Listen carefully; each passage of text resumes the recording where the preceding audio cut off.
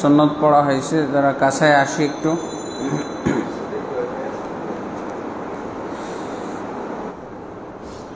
আলহামদুলিল্লাহ ওয়াসসালাতু ওয়াসসালামু আলা রাসূলিল্লাহ ওয়া আলা আলিহি ওয়া সাহবিহি ওয়া মান ওয়ালা, আম্মা বা'দ। ফাউযু বিল্লাহি মিনাশ শাইতানির রাজীম। لقد كان لكم في رسول الله أسوة حسنة لمن كان يرجو الله واليوم الآخر وذكر الله كثيرا। আলহামদুলিল্লাহ, আমরা মাসিক হালাকা আর রাহিকুল মাখতুম থেকে নবী সাল্লাল্লাহু আলাইহি ওয়াসাল্লামের জীবনচরিত সম্পর্কে জেনে আসছি। বেশ অনেকগুলো আমরা পর্ব গ্রহণ করেছি, আলোচনা করেছি। আজকে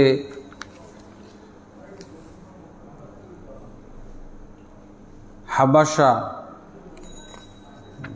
মুলকে হাবাসা বা আবিসিনিয়ায় হিজরতের বিভিন্ন ঘটনা সম্পর্কে আলোচনা হবে ইনশাআল্লাহ।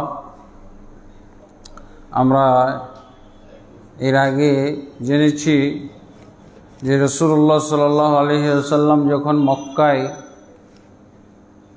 প্রকাশ্য দাওয়াত শুরু করলেন, প্রকাশ্য দাওয়াত শুরু করার পর বিভিন্নভাবে মুসলমানদের প্রতি জুলুম নির্যাতন করা শুরু করলো এবং তারা জুলুম নির্যাতনের জন্য বিভিন্ন ধরনের কৌশল অবলম্বন করেছিল। কাকে কিভাবে ফেরানো যায়, কাকে কি ধরনের শাস্তি দেওয়া যায়, তারা এই ব্যাপারে কমিটিও গঠন করেছিল। যখন শাস্তি সহ্য করতে না পারতেছিল তখন আল্লাহ রাসূল সাল্লাল্লাহু আলাইহি ওয়াসাল্লাম পরামর্শ দিয়েছিলেন যে তোমরা শাস্তি থেকে বাঁচার জন্য হাবশায় হিজরত করতে পারো, আবিসিনিয়ায় হিজরত করতে পারো। বাদশাহ নাজাশী তিনি একজন খ্রিস্টান ধর্মের দিনদার বাদশাহ এবং নীতিবান, আখলাক চরিত্রওয়ালা একজন তিনি বাদশাহ। তিনি নিজেও কারো প্রতি জুলুম করেন না এবং তার রাজ্যে কোনো জুলুম শোষণ হতে দেন না। এই সুনামটা আল্লাহ রাসূল সাল্লাল্লাহু আলাইহি সাল্লামের কাছে এসে পৌঁছেছিল এবং আল্লাহ রাসূল সাল্লাল্লাহু আলাইহি সাল্লাম এই ব্যাপারে নিশ্চিত হয়ে হিজরতের জন্য তিনি প্রস্তুত করেছিলেন। এবং হাবশায় আবিসিনিয়ায় যে হিজরত হয়েছিল সেটা 2 দফায়। প্রকাশ্য দাওয়াত তো শুরু করলেন 4th হিজরি থেকে। 4th হিজরির পর নবুয়তের 4th বছর 3 বছর গোপন দাওয়াত দিয়েছিলেন। আর 4th বছর থেকে, অর্থাৎ কি বলে, নবুয়তের 4th বছর থেকে তিনি প্রকাশ্য দাওয়াত দিয়েছিলেন। এবং প্রকাশ্য দাওয়াত দেওয়ার পরেই তাদের জন্য রাসূল সাল্লাল্লাহু আলাইহি সাল্লামের এই তাওহীদের দাওয়াত অসহ্যকর হয়ে গেল।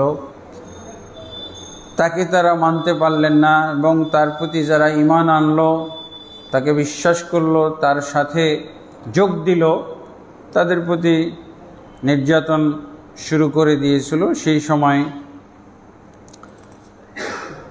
হিজরতের আদেশ দিলেন রাসূলুল্লাহ সাল্লাল্লাহু আলাইহি ওয়াসাল্লাম। তো প্রথম পর্যায়ে যারা হিজরত করেছিলেন তারা হলো 16 জন মতো, 12 জন পুরুষ আর 4 জন নারী। এর সাথে ছিলেন ওসমান বিন আফফান রাদিয়াল্লাহু আনহু। ওসমান বিন আফফান রাদিয়াল্লাহু আনহু সপরিবারে হিজরত করেছিলেন এবং সেই পর্যন্ত এটা ছিল সপরিবারে হিজরত করার দ্বিতীয় নজির। প্রথম হিজরত করেছিলেন ইব্রাহিম আলাইহিসসালাম সপরিবারে, তার স্ত্রী সারাকে নিয়ে। দিনের জন্যে, দিন পালনের উদ্দেশ্যে, নির্বিঘ্ন দিন পালনের উদ্দেশ্যে এবং নির্যাতন থেকে রক্ষা পাওয়ার উদ্দেশ্যে।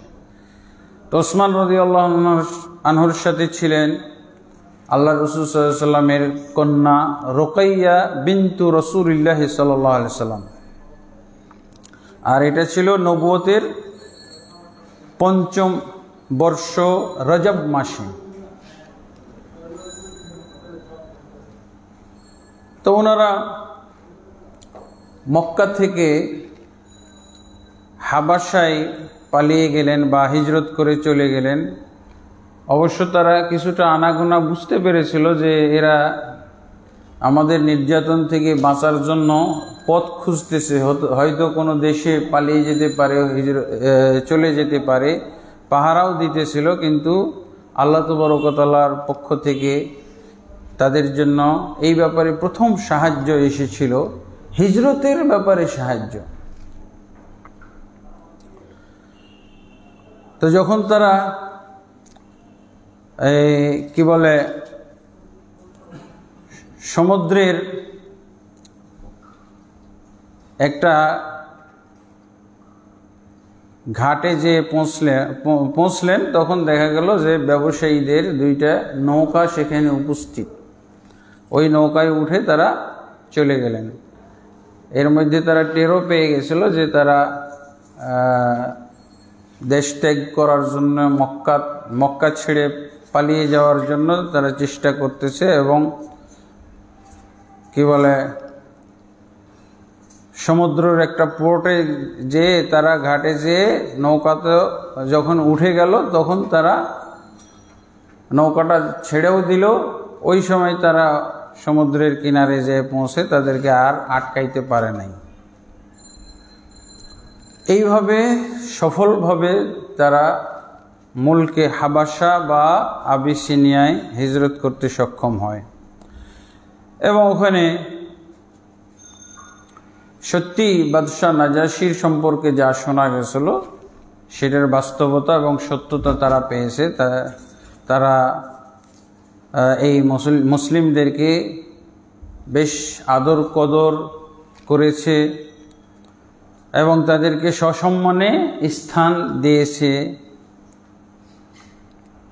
তারা ভালোই থাকা শুরু করেছিল, কিন্তু ইতিমধ্যে একটা গুজব ছড়িয়ে যাওয়ার কারণে তারা আবার ফিরে আসে।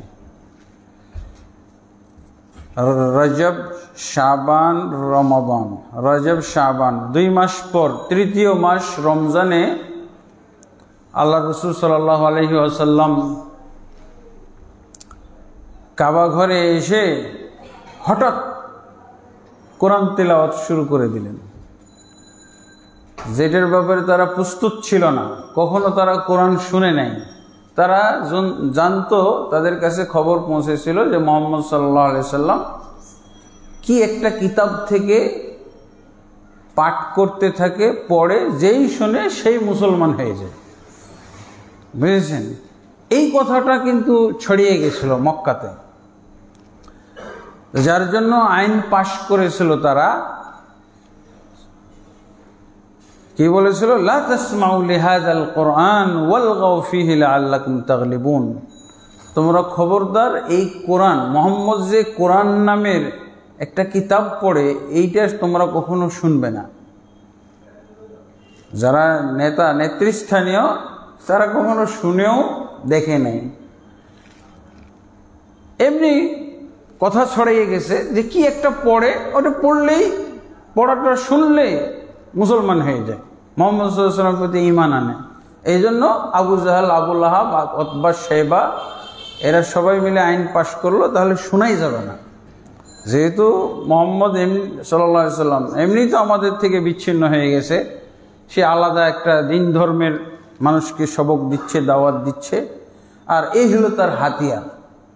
কোরআন পড়ে শোনাইলেই মুসলিম হয়ে যায়। তো নেতৃস্থানীয় লোকেরা কখনো শুনে নেন। এইদিকে এই ঘটনা ঘটে যাওয়ার পর আবিসিনিয়ায় প্রথম দফা 16 জনের টিম সফলভাবে হিজরত করে চলে যাওয়ার পর তো একটু স্বস্তি তো আসছে মুসলিমদের। হয়তো যারা বেশি টার্গেটে ছিল, বেশি নির্যাতন করা হইতো যাদেরকে, তাদেরকেই আগে পাঠাই দেওয়া হয়েছে। ওরা তো যারা প্রভাবশালী, যাদের বংশীয় শিকড় মজবুত, তাদের প্রতি অত নির্যাতন করতে যাইতো না। অসহায় বেলালের মতো লোক, সুহাইব রুমির মতো লোক, খাব্বাব বিন ওরাত, এদের মতো লোকদের প্রতি জুলুম নির্যাতন করত। আর মুহাম্মদ সাল্লাল্লাহু আলাইহি ওয়াসাল্লামের প্রতি মাঝে মধ্যেই তারা বিচ্ছিন্ন কিছু ঘটনা ঘটাইছে, কিন্তু তারা আবার সাথে সাথে শিক্ষাও পেয়ে গেছে। অনেক সময় আল্লাহ রাসূল সাল্লাল্লাহু আলাইহি ওয়াসাল্লামকে নির্যাতন করতে এসে দেখা গেছে যে ফেরেশতা প্রোটেস্ট দিচ্ছে, তারা আতঙ্কিত হয়ে পালিয়ে গেছে, সরে গেছে।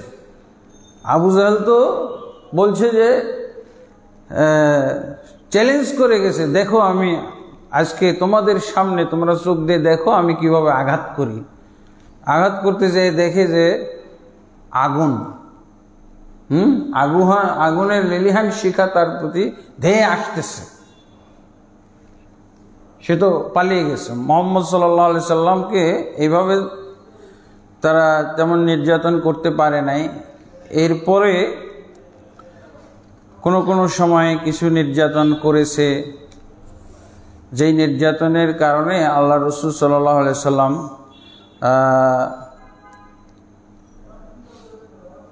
কিছু ক্ষতবিক্ষত হয়েছিলেন। কিন্তু আবিসিনিয়ায় দ্বিতীয় হিজরতের পর এবং দ্বিতীয় হিজরতের পর যখন তারা ব্যর্থ হলো, দ্বিতীয় হিজরত করে দ্বিতীয় হিজরতের সময় আবার সফলভাবে তারা আবিসিনিয়ায় পৌঁছে গিয়েছিল। তো যেই ঘটনাটার পরিপ্রেক্ষিতে প্রথম দফায় হিজরতকারীরা বিভ্রান্ত হয়ে ফিরে এসেছিল মক্কায়, সেই ঘটনাটা হলো এইটা। আল্লাহ রাসূল সাল্লাল্লাহু আলাইহি সাল্লাম রমজান মাসে হঠাৎ করে সাহস করে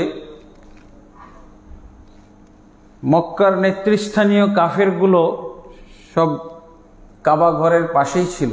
তারা কিন্তু কাফের মুশরিক, এদেরও কিন্তু আড্ডা মারার জায়গায় ছিল কাবা ঘর। সবাইকে এখানে পাওয়া যেত।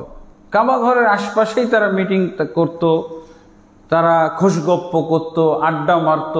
এই জায়গায় কাবার চত্বরে আশপাশেই তাদের কাফেরদেরও আশ্রয়স্থল, সবাইকে এখানে পাওয়া যায়। যেমন আমাদের অনেক মুসলমানকে চায়ের স্টলের সামনে পাওয়া যায়, বুঝেছেন, রাস্তার পাশে পাওয়া যায়। তো এইরকম ওদের ছিল, কাফের হইলেও তাদের এরকম আড্ডা মারার জায়গা ছিল বাইতুল্লাহ, আল্লাহর ঘরের আশপাশে।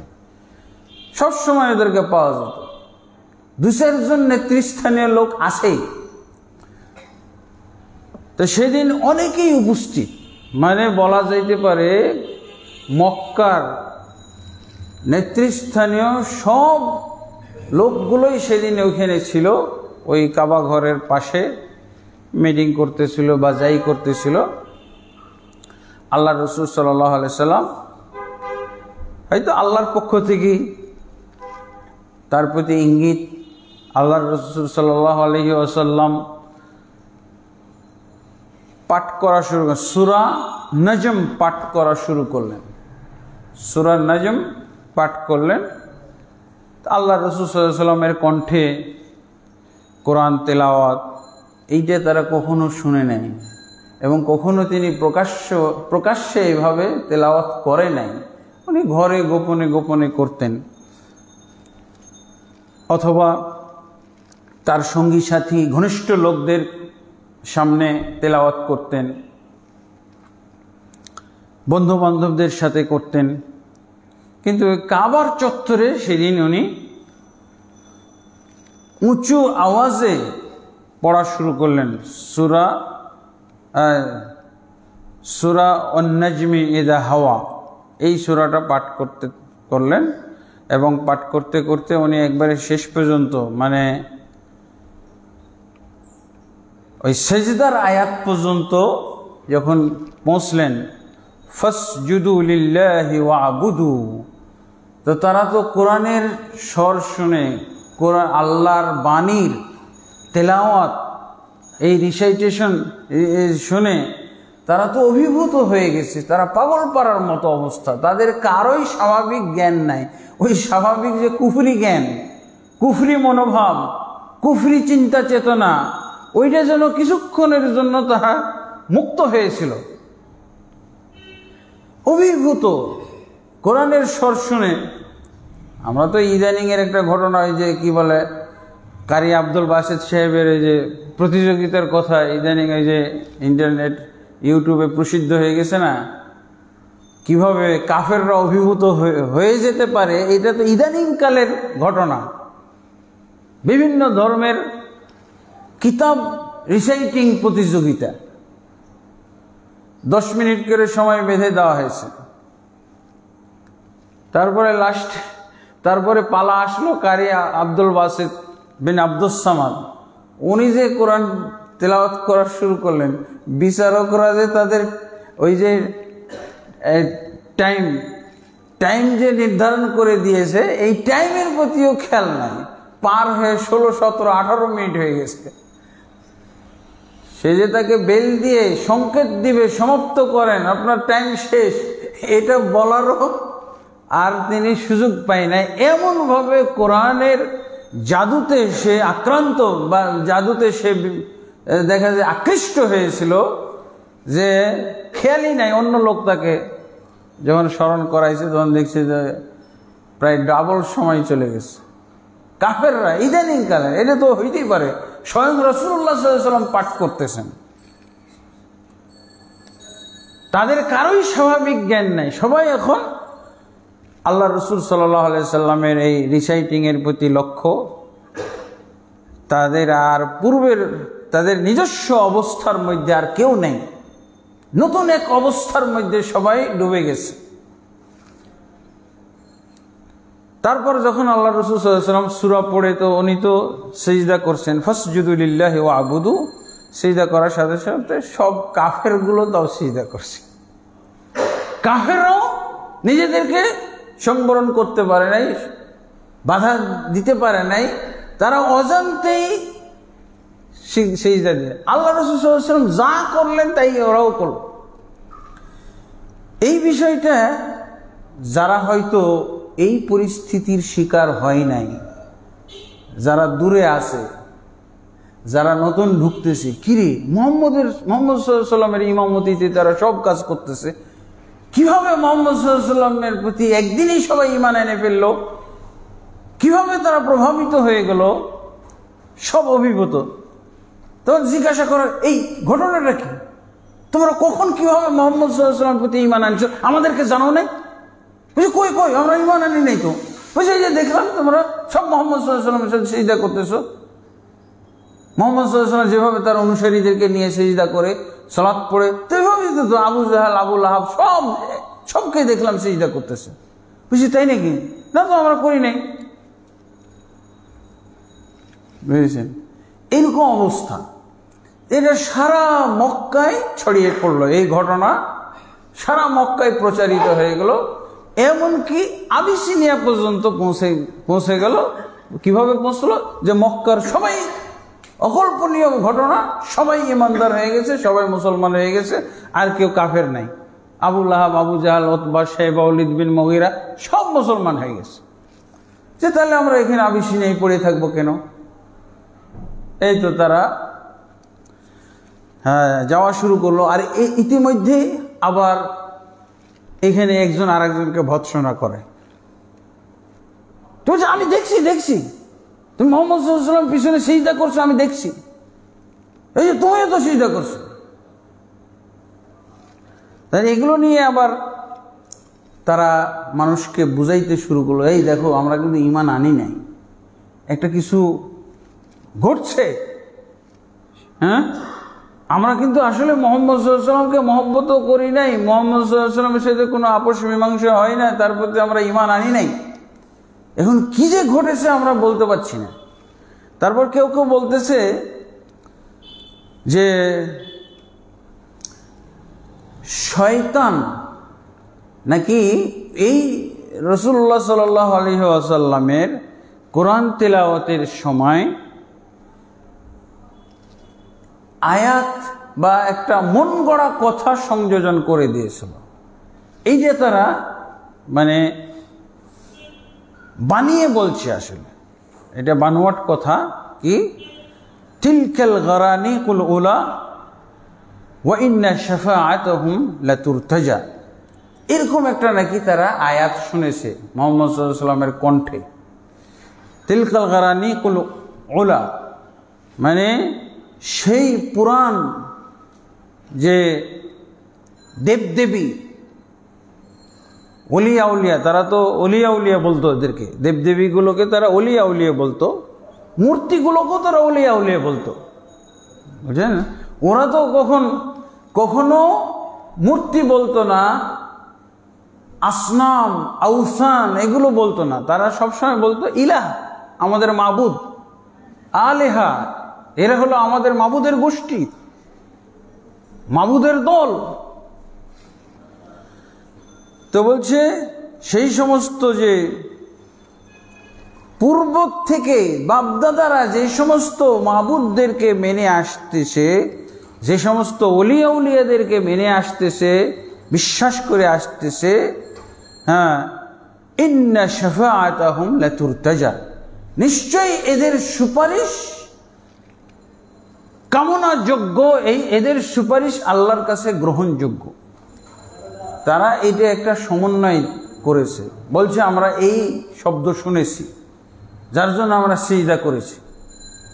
আসলে এটা তাদের বানানো কথা, তারা মানুষের কাছে কি বুঝ দেবে, বলছে আমরা এরকম শুনলাম, তো মোহাম্মদই মনে হয় পাঠ করছে, মোহাম্মদের মুখ থেকেই মনে হয় শুনলাম ইন্না শাফাআতাহুম লাতুরতাজা, যে আমাদের বাপদাদা যে সমস্ত দেব দেবীকে মেনে আসতো, আমাদের অলিয়া উলিয়াদেরকে যারা বিশ্বাস করত, শাফাআতুহুম লাতুরতাজা, তাদের সুপারিশ অবশ্যই কাম্য, ওদের সুপারিশ অবশ্যই আল্লাহর কাছে গ্রহণযোগ্য।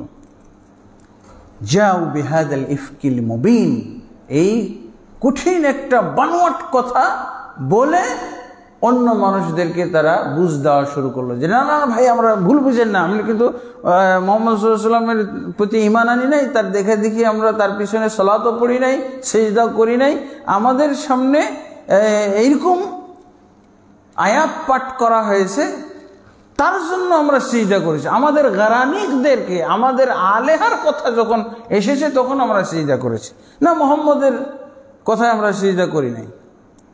এইভাবে তারা মিথ্যা রংচং দিয়ে অপব্যাখ্যা করে এগুলোর সমন্বয় করেছে, মানুষদেরকে বোঝানোর চেষ্টা করেছে।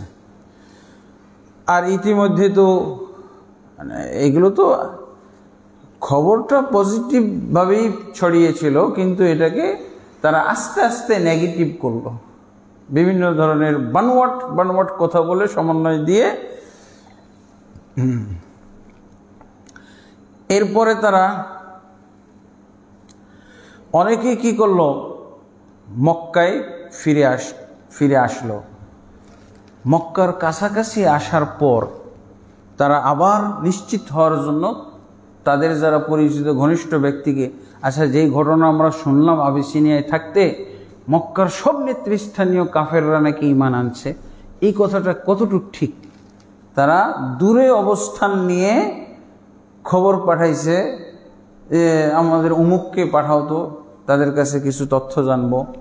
অমুক গেছে, তাদের সাথে মিট করছে, বলছে না না না ভুল কথা, এটা হয়েছে একটা ঘটনা এরকম, কিন্তু ওরা স্বীকার করতেছে না। এখন এরকম একটা ঘটনা ঘটেছে, সবাই দেখেছে, সবাই জানে, কিন্তু এটাকে তারা বিভ্রান্ত করতেছে, এটাকে অপব্যাখ্যা দিচ্ছে।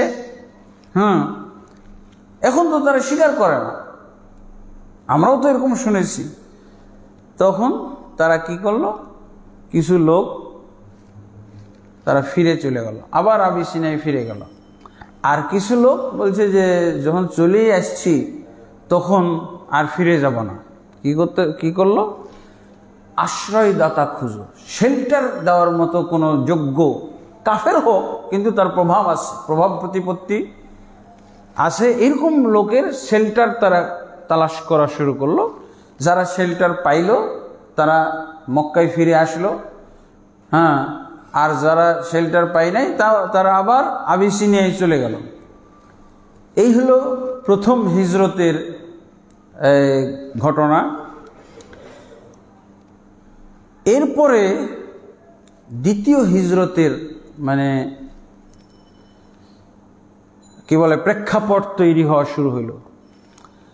যারা ফিরে আসলো তারা তো বলা শুরু করলো, আগেই জানছে যে ওখানে যে তারা একটা ভালো আপ্যায়নের ব্যবস্থা পেয়ে গেছে, তাদের আদর যত্ন হচ্ছে,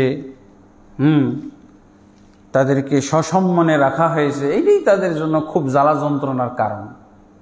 আবার যারা শেল্টার পেয়ে মক্কায় ঢুকলো এরাও প্রচার শুরু করলো, যা ওখানে ভালোই ছিলাম, শুধু আত্মীয় স্বজন আর কি বলে জন্মভূমির থেকে দূরে ছিলাম, এটাই খারাপ, কিন্তু ওখানে আমাদের ভালোই আপ্যায়ন হচ্ছিল। এগুলো তারা শুনে তারা আবার নতুন করে নির্যাতনের মাত্রা বাড়াই দিল।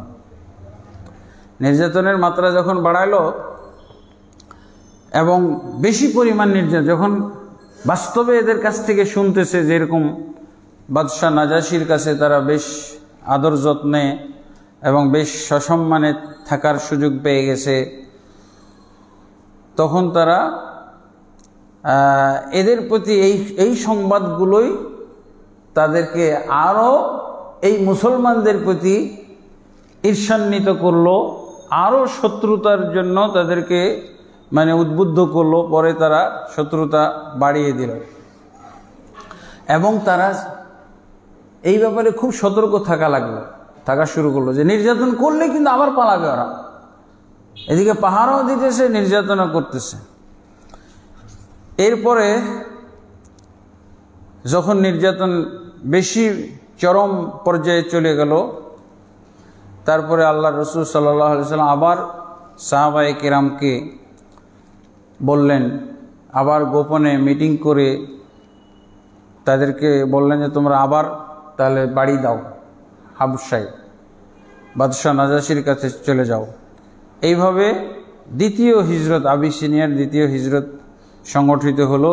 এই হিজরতের সময় ছিল ৮৩ জন পুরুষ আর ১৮ কিংবা ১৯ জন মহিলা, এই মিলে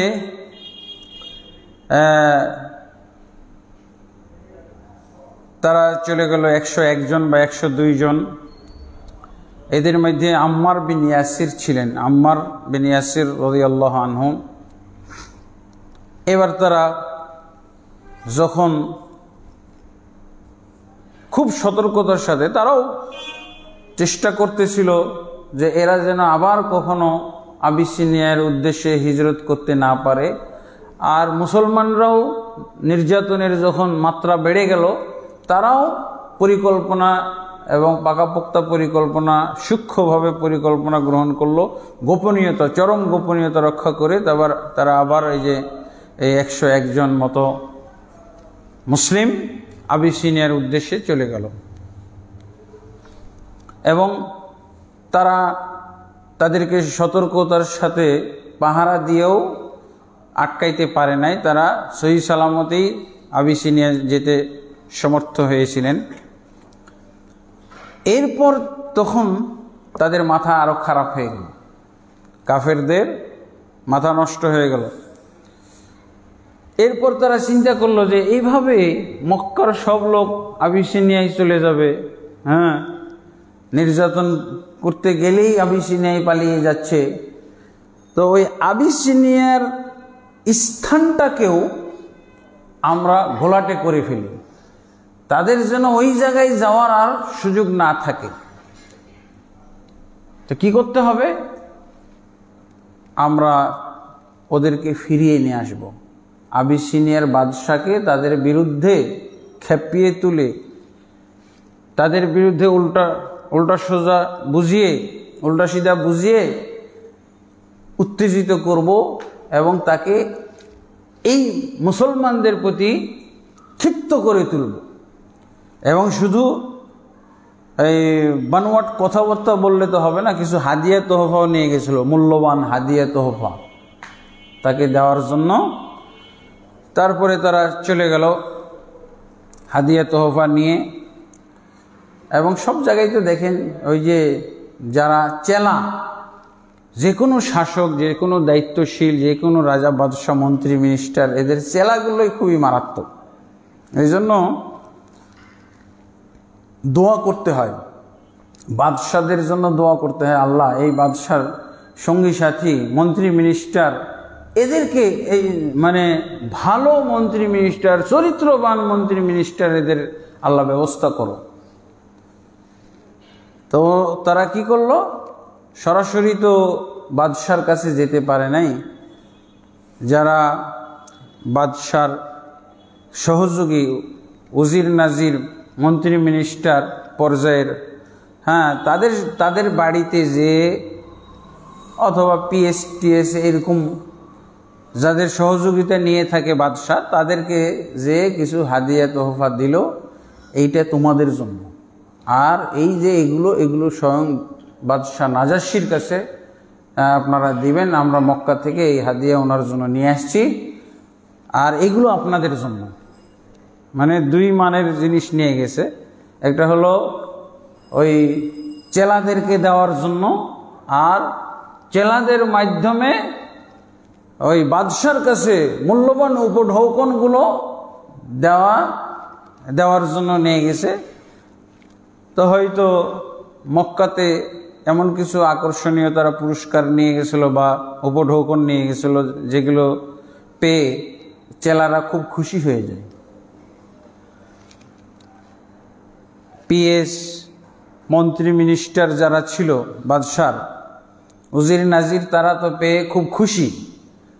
তারপরে তারা বলল যে আমাদের উদ্দেশ্য হলো এটা, কি যে আমাদের কিছু নির্বোধ, আমাদের সমাজেরই একটা নির্বোধ গোষ্ঠী, তাদের মানে চিন্তা ভাবনা ভালো না, তারা ভালো পরিকল্পনা করতে জানে না, বিবেক সম্পন্ন না, নির্বোধ প্রকৃতির কতগুলো লোক আমাদের মক্কাতে এক লোক এসে মানে নতুন কিছু তথ্য, নতুন এক ধর্মের কথা বলেছে, আর এরা সব পাগলের মতো তার পিছনে ছুটে আসছে। এরা সব তাকে অনুসরণ করছে। এরা আমাদের সমাজের নির্বোধ চাকর বাকর আছে, কিছু আমাদের কৃতদাস এদের মধ্যে আছে,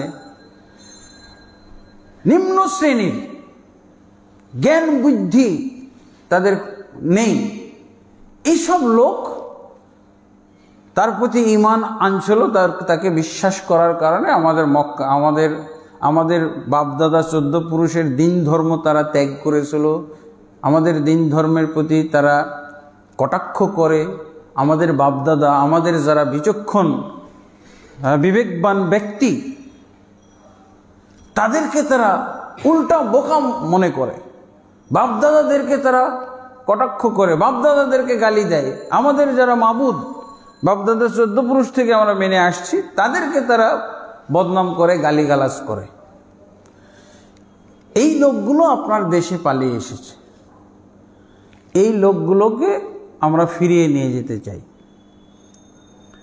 তো যারা মন্ত্রী মিনিস্টার এরা তো রাজি হয়ে গেছে, আচ্ছা ঠিক আছে, হাদিয়া পেয়ে গেছে না, বাদশাকেও দিয়েছে, বাদশাও মূল্যবান জিনিস পেয়ে মোটামুটি খুশি। এরপরে বাদশা তাদেরকে ফিরিয়ে দিবে এরকম অবস্থা, যেহেতু বলতেই আছে, এই যে যারা চেলা তারা তো বুঝাইতেই আছে, একজনের পরে আরেকজন, আরেকজনের পর আরেকজন যাইতেই আছে, বুঝাইতেই আছে, না বাদশা মশাই এটা ঠিক হচ্ছে না, এদেরকে একদিনের জন্য রাখা উচিত না। আমাদের প্রতি এইরকম মক্কা একটা পৃথিবীর মধ্যে উন্নত একটা দেশ, উন্নত একটা সমাজ, সেখান থেকে লোকগুলো আসছে, তাদের বিরুদ্ধে এরা চলে গেছে, আর এরা আমাদের কাছে শেল্টার নিতে আসছে, এদেরকে কখনো ঠিক হবে না আমাদের দেশে রাখা, এদেরকে বহিষ্কার করতে হবে, এদের হাতে হস্তান্তর করে দিই, চলে যায় করা। তারপরও যেহেতু বাদশার মনে সাঁই দিচ্ছে না, একের পর এক আসছে, বুঝাচ্ছে, মানে অনেকটা বিভ্রান্ত হওয়ার পথে, কিন্তু তারপরও ওনার কি মনে হইল, উনি বললেন যে আমি একটু ওদের কাছ থেকে শুনতে চাই, আমার মন সাঁই দিচ্ছে না, আমি শান্তি পাচ্ছি না, আমার মন বলছে ওদের কাছ থেকেও কিছু শুনি। তো উনি বললেন সবকে বাদশার কথা, উনি যদি একটা জোর দিয়ে বলে কথা, সেটা তো মানতে বাধ্য। বলছি তোমরা ওনাদেরকে আমার সামনে আনো, আমি কিছু কথা শুনি। তো তাদেরকে সামনে আনা হলো। তখন জাফর বিন আবি তালেব রাদিয়াল্লাহু আনহু বক্তব্য দিলেন। তো উনি পুরা চিত্রটা তুলে ধরলেন, আগে কি ছিল আর বর্তমান কি অবস্থা, কেন এদের সাথে বিরূপ কেন। আগের অবস্থাটা বলল যে তিনি কি বললেন, আইয়ুহাল মালিক। প্রত্যেকটা তারিখের গ্রন্থের মধ্যে এই বক্তব্যগুলো আছে। কুন্না কওমান জাহিলিয়া, হে বাদশাহ, ন্যায়পরায়ণ বাদশাহ আসহামা। তো কুন্না কওমান আহলে জাহিলিয়া, আমরা জাহিলি সমাজ ছিলাম। কিভাবে? না আবুদুল আসনাম, আমরা মূর্তি পূজা করতাম। না কুলুল মাইতা, আমরা মরা জিনিস ভক্ষণ করতাম। না তিল ফাওয়াহিশ, যে কোনো অশ্লীল কাজই আমাদের কাছে বৈধ ছিল। যে অশ্লীল, এগুলো যে অশ্লীল এটাই বুঝতাম না, সব ভালো কাজ বলেই করতাম। নাকতাউল আরহাম, আমরা আমাদের কি বলে আত্মীয়তার সম্পর্ক ছিন্ন করার কোনো কিছুই মনে করতাম না, এগুলো মূল্যই বুঝতাম না। আত্মীয়তা সম্পর্ক কি, হ্যাঁ। তারপরে আমরা প্রতিবেশীর হক বুঝতাম না। আমাদের দুর্বলদেরকে আমরা সবলরা নির্যাতনের মধ্যে রাখতাম। তাদের কোনো অবস্থান ছিল না, তাদের কোনো সম্মান ছিল না, এগুলোকে আমরা অন্যায় মনে করতাম না। এই অবস্থায় আল্লাহ তাবারক ওয়া তাআলা আমাদের মাঝে একজন রাসূলকে প্রেরণ করেছেন, যিনি আমাদেরকে সত্য কথা বলতে শেখান, আমানতদারিতা শেখান, সততা শেখান। হ্যাঁ, তারপরে আমাদেরকে তিনি দাওয়াত দিয়েছেন যাতে করে আমরা এক আল্লাহ, এই সমস্ত দেবদেবীকে আল্লাহ বলতে নিষেধ করতেছে, এগুলো মাবুদ নয়, এর একটাও মাবুদ না। মাবুদ হলেন একজন, অতএব সেই এক মাবুদেরই ইবাদত করতে হবে, উপাসনা করতে হবে। এবং এই সমস্ত ওয়ানাখলা মা কুন্না না'বুদু ওয়া নাহনু আবাউনা মিন দুনিহি, আমরা এবং আমাদের বাপদাদা 14 পুরুষ যে সমস্ত এই কি বলে পাথর, মূর্তি, দেবদেবী, এগুলো বানোয়াট আমরা নিজেরাই বানিয়ে যে সমস্ত জিনিস তৈরি করি, এগুলোকে যে আমরা পূজা করতাম, হ্যাঁ, এদেরকে আমরা প্রসাদ দিতাম, কত কি করতাম, এগুলো এখন আমাদেরকে, এগুলোর অসারতা, অযৌক্তিকতা আমাদেরকে উনি ধরাই দিয়েছেন। এগুলো যে আসলে অযৌক্তিক জিনিস, এগুলো যে অন্যায়, এগুলো উনি বুঝিয়েছেন আমাদেরকে। এখন আমরা তার কথা শোনার পর এখন আমরা কখনো আর মিথ্যা কথা বলি না, পরস্পরের সাথে সত্য কথা, সত্য ছাড়া আমরা মিথ্যা বলি না। আমরা আমানতদারিতা রক্ষা করি, কারো আমরা খেয়ানত আর করি না। আমরা কখনো মিথ্যা সাক্ষী দেই না, আমরা কখনো দুর্বলকে আমরা নির্যাতন করি না, এতিমের মাল আর আমরা কখনো ভক্ষণ করি না। আমরা জিনা ব্যভিচারে আর জড়াই না, আমরা জিনা ব্যভিচার থেকে মুক্ত হইতে পেরেছি এবং আমরা কখনো কাউকে জিনা ব্যভিচারের তহমত দেই না। আমাদেরকে তিনি সালাতের আদেশ দেন, যাকাতের আদেশ দেন, সিয়ামের আদেশ দেন। এই কাজগুলো করার কারণে আমরা এদের কাছে এত ঘৃণা পাত্র হয়েছি। বলেন এগুলো কি খারাপ? এগুলো কথা শুনে বাদশাহ নাজাশির ব্রেনে হিট করছে, কিসের তোমার তোহফা আর কিসের উপঢৌকন, এত সুন্দর সুন্দর কথা, কত মূল্যবান এইসব তোহফার চাইতে তো মূল্যবান কথাগুলো। এই কথাগুলো যে উনিও ওনার মধ্যেও কিছু পূর্বের ধর্ম দিন ইমান ছিল, সেই ইমানের সাথে মনে হচ্ছে আরো কিছু ইমানের দীপ্তি, ইমানের সৌন্দর্য ওনার মধ্যে আরো ঢুকতেছে বা অনুভব করতেছেন, তার সাথে যোগ করে নিচ্ছেন। তারপরে জাফর রাদিয়াল্লাহু আনহু কে জিজ্ঞেস করলেন, আচ্ছা ওনার অভিলাষ, ওনার নবী সম্পর্কে জানার কৌতূহল বেড়ে গেল। আচ্ছা তুমি কিছু নমুনা দেখাইতে পারো, নমুনা শুনাইতে পারো, উনি কি বলে, ওনার ভাষাগুলো, ওনার ভাষায়, যেই ভাষায় উনি যে বলতেছেন যে তিনি নবী, আল্লাহ তাকে প্রেরণ করেছেন, আল্লাহ তাকে, যে আমাদের নবী ঈসাকে তো তাওরাত দিয়েছিলেন, উনি পাঠ করে করে শুনাইতেন আমাদেরকে। সেই তাওরাত আমিও পড়ি, তাওরাত আমার কাছে আছে, দেখি একই আল্লাহর প্রেরিত নবী, তোমরা যে কথাগুলো বলছো এই কথাগুলো তো ঈসার সাথে মিলে যাচ্ছে। মানে খ্রিস্টান ছিল তো, ঈসা নবীর সাথে তো মিলে যাচ্ছে। তো ইনজিলের ভাষা তো আমার জানা আছে, তোমরা বলো দেখি তোমাদের যে নবী আসছে সেই নবীর ভাষায়, নবী কি ভাষায় তোমাদেরকে দাওয়াত দেয়, শোনায়, এগুলো কিছু নমুনা আমাকে তোমরা শোনাও। তারপরে জাফর রাদিয়াল্লাহু আনহু সূরা মারইয়াম তেলাওয়াত করলেন, কাফ হা হা ইয়া আইন সাদ যিকরু রাহমাতি রাব্বিকা। এইভাবে তিনি কোরআন পাঠ করা শুরু করেন, তেলাওয়াত। তারপরে কোরআন শোনার পর বাদশাহ নাজাশী তো একেবারে অভিভূত হয়ে গেলেন। কোরআন তেলাওয়াত এখানে লিখতেছে আল্লামা শফিউর রহমান মুবারকপুরি যে উনি কোরআন তেলাওয়াত করতেছিলেন আর তার চোখ দিয়ে অশ্রু প্রবাহিত হচ্ছে, গাল দিয়ে, দাড়ি দিয়ে গড়িয়ে গড়িয়ে পড়তেছে।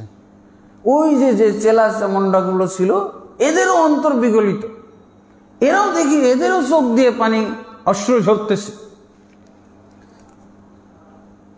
তখন তারা যাদেরকে প্রতিনিধি হিসেবে পাঠাইছিল কুরাইশদের পক্ষ থেকে দুইজন লোককে, আমর ইবনুল আস আর আব্দুল্লাহ বিন রবিয়া, এই দুইজন তো মুখ কালো হয়ে গেল। দৃশ্য দেখে লিসানুল হাল বলে, মানে অবস্থা দেখেই তারা মানে পরাজিত অবস্থা। তো উনি বলে দিলেন যে আমার মনে হচ্ছে যে তোমাদের নবী তোমাদের কাছে যা নিয়ে এসেছে, তোমরা বলছো কোরআন, এই কোরআন আর এই আমার কাছে যে কিতাব আছে ঈসার পক্ষ থেকে প্রাপ্ত, ঈসা আলাইহিস সালাম আল্লাহর কাছ থেকে যে পেয়েছিলেন, সেটা তো একই উৎস থেকে আসা। আমি তো একই রকম অনুভব করতেছি, কোনো দ্বৈততা আমি পাচ্ছি না। তারপরে তিনি কি বলেন, ফালা ওয়াল্লাহি লা উসলিমুহুম ইলাইকুমা ওয়ালা ইয়াকাদুন।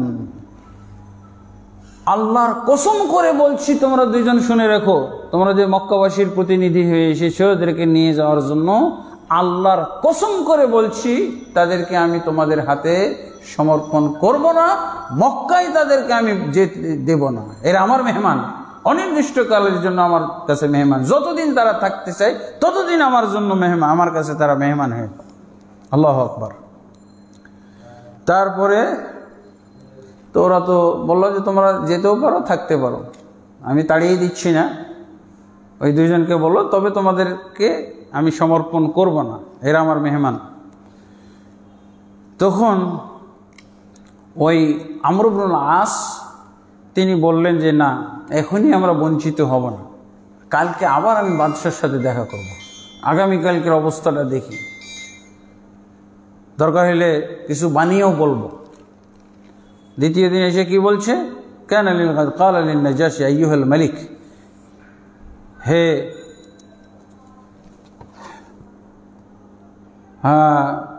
হে মহাশয়, বাদশাহ মহোদয়, ইন্নাহুম ইয়াকুলুনা ফি ঈসা ইবনে মারইয়াম কাওলান আযীমান। আপনি কি জানেন ঈসা নবী, হ্যাঁ আপনি তো ঈসা নবীর সাথে মিল খুঁজে পাইলেন, কিন্তু বাস্তবে এরা কি করে জানেন? ঈসা নবী সম্পর্কে গালিগালাজ করে, ঈসা নবীর ব্যাপারে তারা মারাত্মক কথা বলে। ঈসা আপনার দিন ধর্ম তারা কিন্তু মানে না। হ্যাঁ, আর মারিয়াম সম্পর্ক বাজে মন্তব্য তারা করে। এরপরে ডেকে নিয়ে আসলেন আবার, তো ঠিক আছে তোমরা বসো, আমি নিজেই শুনি। তোমরা বলছো ওরা এই আকীদা পোষণ করে ঈসা সম্পর্কে, মারিয়াম সম্পর্কে, কিন্তু তারা যে কোরআন পাঠ করে শোনাইছে এর মধ্যে তো এরকম কথা থাকার কথা না। তা আবার জাফর বিন আবি তালেবকে ডাকলেন সবাইকে, সালাহুম। তারপরে বাদশাহ তাদেরকে জিজ্ঞেস করলেন যে ঈসা সম্পর্কে, আমাদের ঈসা নবী সম্পর্কে তোমাদের নবী কি বলে, মারিয়াম সম্পর্কে কি বলে, এইটা শোনাও দেখি। তখন তারা কি বলল? ক্বালা লাহু জাফর নাকুলু ফীহি আল্লাযী জাআনা বিহি নবিয়ুনা সাল্লাল্লাহু আলাইহি ওয়াসাল্লাম।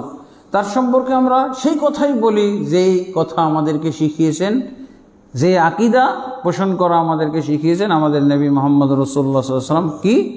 হুয়া আব্দুল্লাহ, ঈসা হচ্ছেন আল্লাহর বান্দা, ওয়া রাসূলুহু তার রাসূল, ওয়া রূহুহু এবং তার রূহ, ওয়া কালিমাতুহু এবং তার কালিমা বা বাণী, আলকাহা ইলা মারইয়াম আল আযরা আল বাতুল, কুমারী সতীসাধ্যী নারী মারিয়ামের কাছে আল্লাহ তাবারক ওয়া তাআলা সেই কালেমাটি নিক্ষেপ করেছিলেন, যে সেই কালেমাটি তিনি দান করে দিয়েছিলেন বা ঢেলে দিয়ে গিয়েছিলেন, তার মাধ্যমে উনি জন্মগ্রহণ করেছেন। ফাখাযান নাজাশী উদান মিনাল আরদ, বাদশাহ নাজাশী একটি স্টিক, একটা লাকড়ি হাতে নিয়ে বললেন যে এই লাকড়িটিরই বরাবর, এই লাকড়ির সাথে যদি তাওরাত বা ইঞ্জিলকে মিলানো হয় আর কোরআনের বাণীকে যদি মিলানো হয়, দুইটাই বরাবর হয়ে যাচ্ছে আমার কাছে, আমি কোনো পার্থক্য দেখি না। এই স্টিকটা স্কেলের মতো, স্কেল যেমন একই মাপের, এই স্কেল দিয়ে যদি তাওরাতকে মাপি যা হচ্ছে, কোরআন তো তাই বলছে, এই স্কেলে মিলে যাচ্ছে। অতএব তোমাদের কথা আমি আর বিশ্বাস করি না, তোমরা ভাগো এখান থেকে, তোমাদের হাতে এই মুসলিমদেরকে আমি কখনো সমর্পণ করব না। এরপরে চলে গেল, তারা যাইতে বাধ্য হলো। এরপরে তিনি বললেন ফানতুম শুয়ুম বিআরদি, তোমরা আজকে থেকে আমার এই জমিনে, আবিসিনিয়ার এই মাটিতে তোমরা নিরাপদে বসবাস করবে, কখনো তোমাদেরকে কেউ বিরক্ত করতে পারবে না, কখনো কেউ তোমাদেরকে ক্ষতি করতে পারবে না, কেউ তোমাদের শত্রুতা করতে পারবে না, জুলুম নির্যাতন করতে পারবে না। তো এই কথাটা শুনে যারা ঘুষ অলরেডি গ্রহণ করেছে ওরা কিছুটা বিরক্তি প্রকাশ করলো, যে আমাদের পর দেশের ঝামেলা আমাদের দেশে আপনি চাপাই নিচ্ছেন কেন? এটা তো ঠিক হচ্ছে না। ভিন দেশের ঝামেলা আমাদের দেশে কেন আপনি স্থান দিতেছেন? তখন উনি কি বলেন? ওয়া ইন্না খিরতুমুল্লাহি, তোমরা যতই বিরক্তি বোধ করো, তার সভাসদকেও জানিয়ে দিলেন, তোমরা এদের ব্যাপারে আমাকে খবরদার কোনো বিরূপ পরামর্শ দিতে আসবে না, বিরূপ কোনো ধারণা দিতে আসবে না। তোমরা যদি এদের ব্যক্তিগতভাবে তোমরা বিরূপ থাকো, আমি কিন্তু রাষ্ট্রীয়ভাবে বাদশাহ হিসেবে আমি তাদেরকে একবারে চিরদিনের জন্য দিলাম, নিরাপত্তা দিয়ে দিলাম এবং তাদেরকে বসবাসের পূর্ণ অধিকার দিয়ে দিলাম। এইভাবে তারা তো আলহামদুলিল্লাহ সুযোগ পেয়ে গেলেন। এখন এখানে আল্লামা শফিউর রহমান মোবারকপুরী বলছেন যে এই যে এদেরকে নিয়ে, মুসলিমদেরকে নিয়ে বাদশাহ নাজাশির কাছে যে বাকবিদণ্ডটা হয়েছিল, এটা কি প্রথম হিজরতের পর না দ্বিতীয় হিজরতের পর? কেউ কেউ বলছে প্রথম হিজরতের সময়, আর কেউ কেউ বলছে দ্বিতীয় হিজরতের সময়। এটা নিয়ে কোনো সমস্যা নাই। মোট কথা, তারা যখন অনুভব করতে পারল যে আবিসিনিয়া এখন এই মুসলমানদের, আমরা মক্কা, তারা জন্মভূমিতে নিরাপত্তা পাচ্ছে না, অথচ ভিন দেশে তারা এত আদর আপ্যায়ন পেয়ে যাচ্ছে, তাদের এত আদর কদর হচ্ছে, এইটা তাদেরকে খারাপ লেগেছিল। তখনই হয়তো 16 জন গেছে, তখন 16 জনের মধ্যে তো আরও কিছু রিটার্ন চলে আসলো। যখন 101 জন, 2 জন যখন একসাথে গেল, আর আগের আরও কিছু আছে, আরও ভবিষ্যতে যাইতে থাকবে, এইটা যখন তারা অনুভব করলো, তখন তারা হয়তো এই যে তোহফা এবং অবঢোকন এগুলো নিয়ে তাদেরকে ফিরিয়ে আনার জন্য এবং ওই বাদশার সাথে কোনো একটা চুক্তি করার জন্য, আর যেন কখনো এইরকম মুসলমানদেরকে শেল্টার না দেয়। কিন্তু তারা বিফল মনোরথ হয়ে ফিরে আসতে বাধ্য হইল। এখন কি করবে তারা?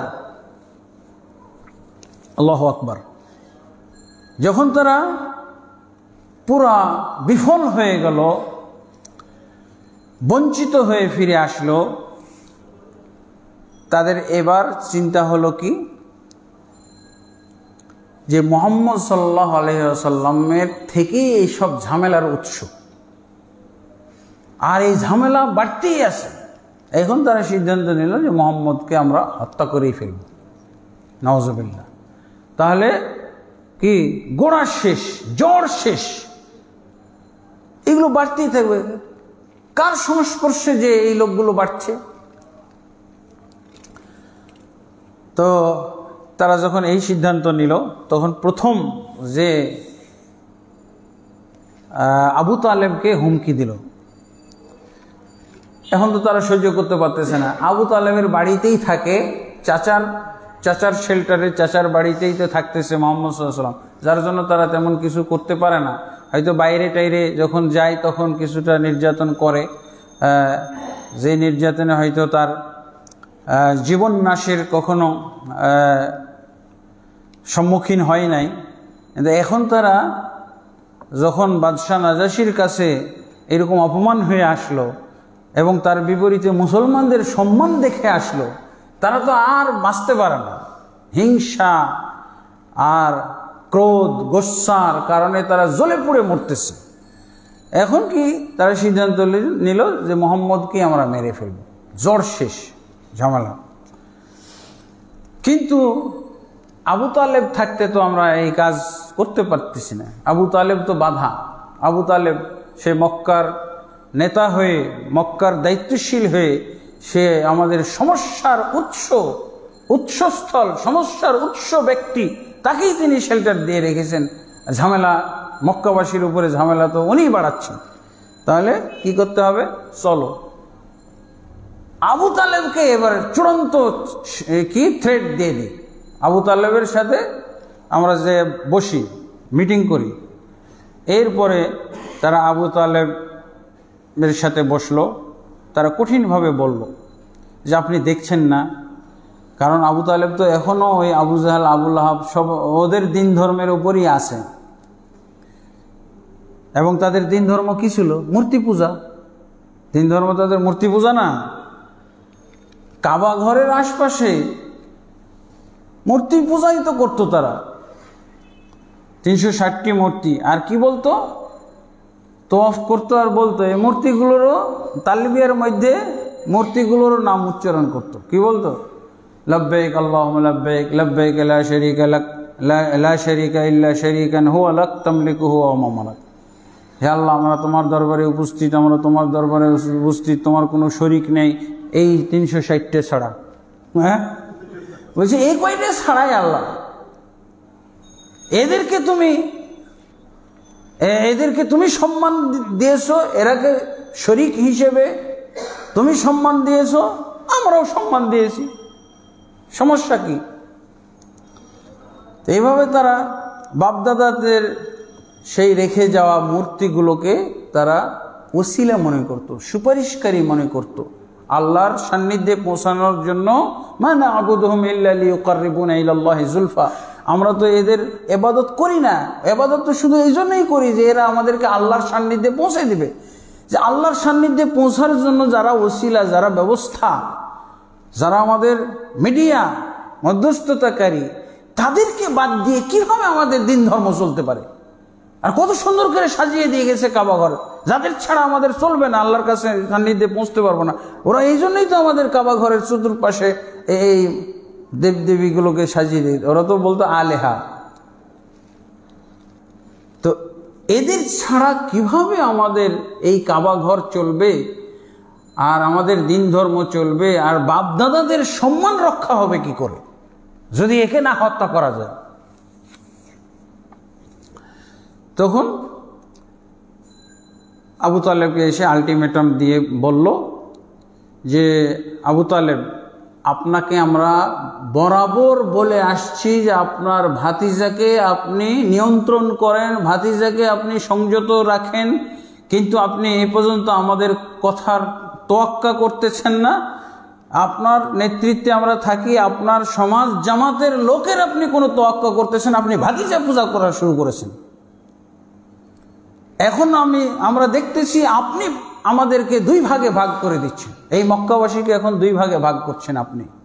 হয়তো যুদ্ধ হইতে পারে, হয় আপনার দল জিতবে, আপনি মোহাম্মদকে নিয়ে যুদ্ধ করবেন একদল নিয়ে, আর আমরা আমাদের বাপদাদা 14 পুরুষ, আমাদের এইসব যে দেবদেবী উলিয়া উলিয়ারা রয়েছে 360টি, এদের আমরা অধিকার রক্ষার জন্য আমরা যুদ্ধ করব, আমাদের বাপদাদাদের সম্মান টিকিয়ে রাখার জন্য আমরা যুদ্ধ করব, আমাদের নিজেদের অস্তিত্ব রক্ষার জন্য আমরা যুদ্ধ করব। হয় আপনি জিতবেন, না হয় আমরা জিতব। এই তো এখন পরিস্থিতি দাঁড়াইছে। এখন কি করবেন? আমরা এই সিদ্ধান্তে উপনীত হয়েছি।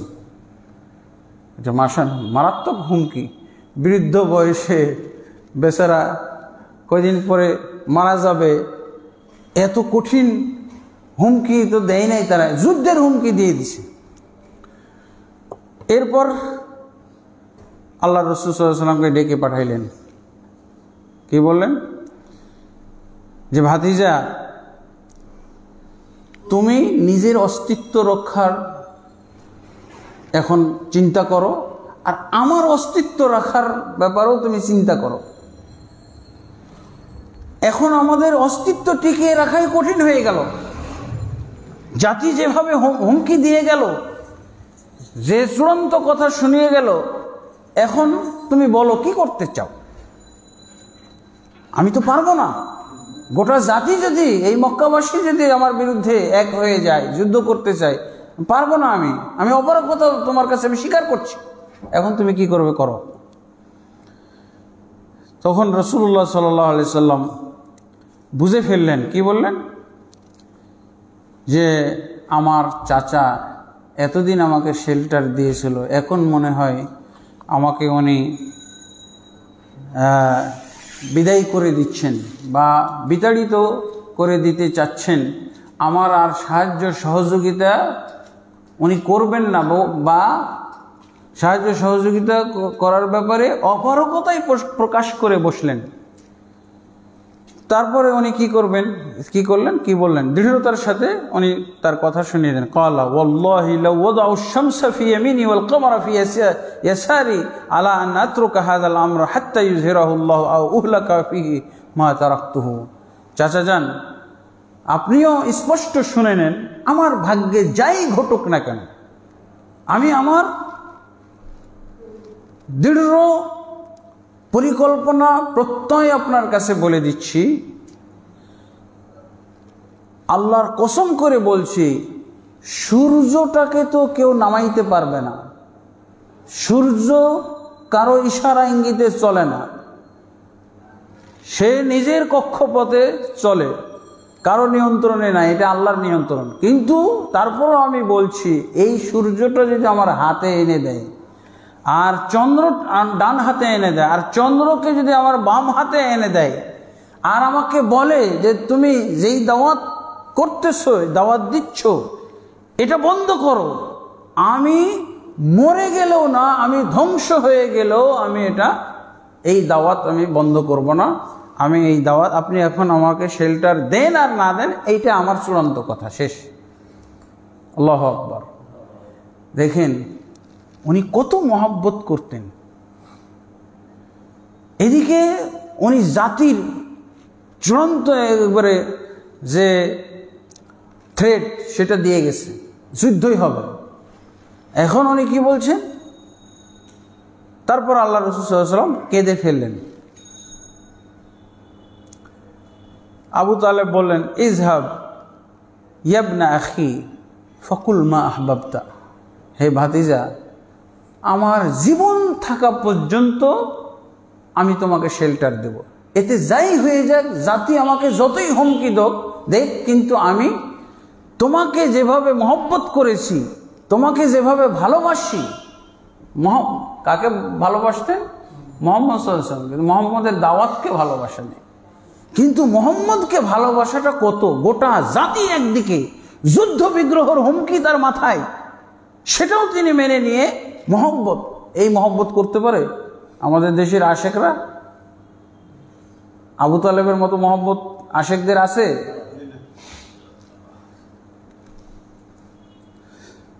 এত মহব্বত করত। ফাওয়াল্লাহি লা উসলিমুকা লিশাইইন আবাদা, আমি কখনো আমার জীবন থাকতে তোমাকে আমি কারো হাতে তুলে দেব না, আমি আমার শেল্টারে তোমাকে রাখবো, আমি যতদিন পর্যন্ত বেঁচে আছি। তুমি যেটাকে সত্য আর তোমার বুঝতো অবশ্যই ঠিক, আমরা সবসময় দেখে এসেছি, এটাই জানি, গ্রহণ করি আর না করি, তোমাকে মহব্বত করার কারণে আমি তোমার দাওয়াতকেও মহব্বত করি, কিন্তু তোমাকে যেভাবে আমি গ্রহণ করেছি এইভাবে তোমার দাওয়াত আমি গ্রহণ করতে পারি না। কিন্তু তুমি ব্যক্তি হিসেবে মুহাম্মদ আমার সন্তানদের চেয়েও গোটা মক্কাবাসীর চাইতে প্রিয় তুমি। আল্লাহু আকবার। এরপর দেখা গেল কোনো প্রতিক্রিয়াই নাই। এই যে থ্রেট দিয়ে গেল, দুই পক্ষ হবে, অচিরেই যুদ্ধ শুরু হবে, তারপরও কিছুই। মুহাম্মদ সাল্লাল্লাহু আলাইহি ওয়াসাল্লামের কথা শোনার পর তার দৃঢ় প্রত্যয় দেখে উনি অভিভূত হয়ে গেলেন, আর উনি ছাড়বেন না, আর মুহাম্মদকেও উনি ছাড়বেন না। এরপরে কি হলো? দ্বিতীয় পর্যায়ে আবার আসলো। যখন দেখা গেল যে এত বড় থ্রেট দিয়ে আসলাম, তারপরও আবু তালেব কোনো কার্যকর ভূমিকাই পালন করলেন না, দেখা যাচ্ছে না, তখন তারা ওই মক্কার সবচেয়ে সুন্দর একটা মানুষ, সুন্দর যুবক, তাকে তারা নিয়ে আসলো। কি নাম? ওমর ইবনুল ওয়ালিদ ইবনুল মুগীরা। একে নিয়ে আসলো। এ হচ্ছিল মক্কার মধ্যে সবচেয়ে সুন্দর মানুষ, সুপুরুষ। তারপরে এসে বলল যে আপনার হয়তো মুহাম্মদ ছাড়া চলতেছে না। আবু তালেবকে এসে বলছে, আপনি মনে হয় মুহাম্মদ সাল্লাল্লাহু আলাইহি ওয়াসাল্লাম মুহাম্মদের সাথে এত জড়িয়ে গেছেন, মুহাম্মদকে দেখে এমনভাবে ভুলে গেছেন। এই যে দেখেন, মুহাম্মদের চেয়ে সুন্দর, সুঠাম এবং সুপুরুষ আপনাকে এনে দিলাম, এই হলো আপনার আজকে থেকে সন্তান, মুহাম্মদকে আমাদের দেন, আমরা হত্যা করি। আর মুহাম্মদ সাল্লাল্লাহু আলাইহি ওয়াসাল্লামের চাইতেও সুন্দর এবং বিচক্ষণ, চালাক, চতুর, বুদ্ধিমান এরকম একজন, এই যে মক্কা থেকে আমরা নিয়ে এসেছি মুহাম্মদের বিকল্প। আপনি যখন একজন লাগবেই মুহাম্মদকে আমাদের হাতে দেন, আর তার চেয়ে সুন্দর ব্যক্তি এই যে জমা দিচ্ছি। কি বললেন? ওয়াল্লাহি লাবিসা মা তাসুমুনি, তোমরা আমার সাথে মুহাম্মদকে নিয়ে দরাদরি করতে আসছো, মুহাম্মদের মূল্য বেশি না তোমার মূল্য বেশি, দরাদরি করতে আসছো, এখানে দরাদরির কোনো সুযোগ আছে?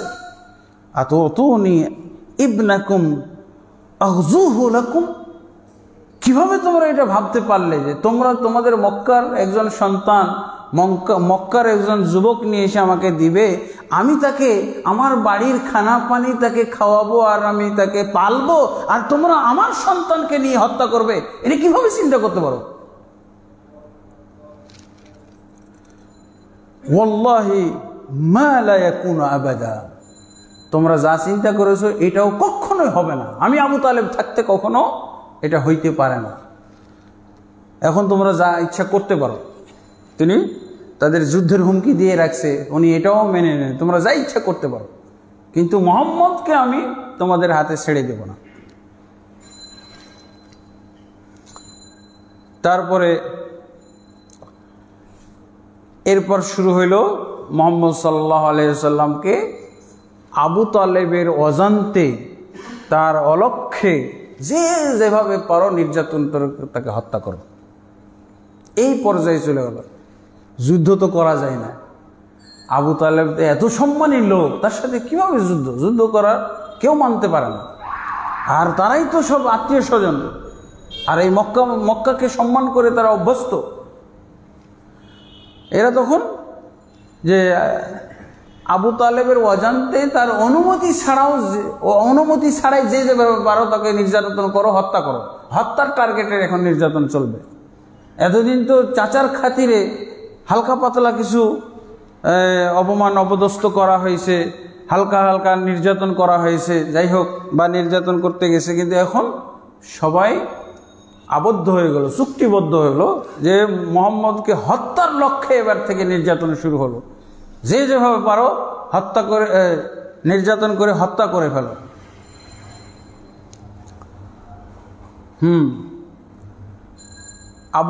আবু লাহাবের বেটা সে আসলো মুহাম্মদ সাল্লাল্লাহু আলাইহি ওয়াসাল্লাম। এরপরে আবু লাহাবের বেটা ওতাইবা বিন আবি লাহাব, সে একদিন আল্লাহ রাসূল সাল্লাল্লাহু আলাইহি ওয়াসাল্লামের কাছে চলে আসলো। ফাকালা, এসে কি বলল? আনা আকফুরু ওয়ান নাজমি ওয়া ইযা হাওয়া। মুহাম্মদ, তুমি তো প্রচার করে দিয়েছিলে যে তোমার ওই যে সূরা কামার শুনে আমরা সব মুসলমান হয়ে গেছি। এখন শুনো, আমি তোমার কাছে সাক্ষাৎ করতে এসেছি, সাক্ষাৎ দিতে এসেছি এই মর্মে যে আমি তোমার সূরা নাজমের সাথে কুফরি করলাম, সূরা নাজমের সাথে কুফরি করছি, তুমি শোনো। ওয়াবিল্লাযী দানা ফাতাদাল্লা, এবং এই কোরআনের আয়াতের মধ্যে আছে না, দানা ফাতাদাল্লা, উনি জিবরিলের কত কাছে গেছিলেন। সুম্মা তাসাল্লাতা আলাইহি বিল আযা, তারপরে এই কথা বলার পর মুহাম্মদ সাল্লাল্লাহু আলাইহি ওয়াসাল্লামকে মারপিট শুরু করে দিলেন। এই কথাগুলো বলে মারপিট করা শুরু করলেন। তারপরে তার জামা গেঞ্জি ছিঁড়ে, আহা, এটা চোরকে করি আমরা, চোর, পকেট মার, জুতা চোর ধরা পড়লে যার যে আচরণটা করা হয়, আল্লাহু আকবার। সাইয়্যিদুল আউয়ালিন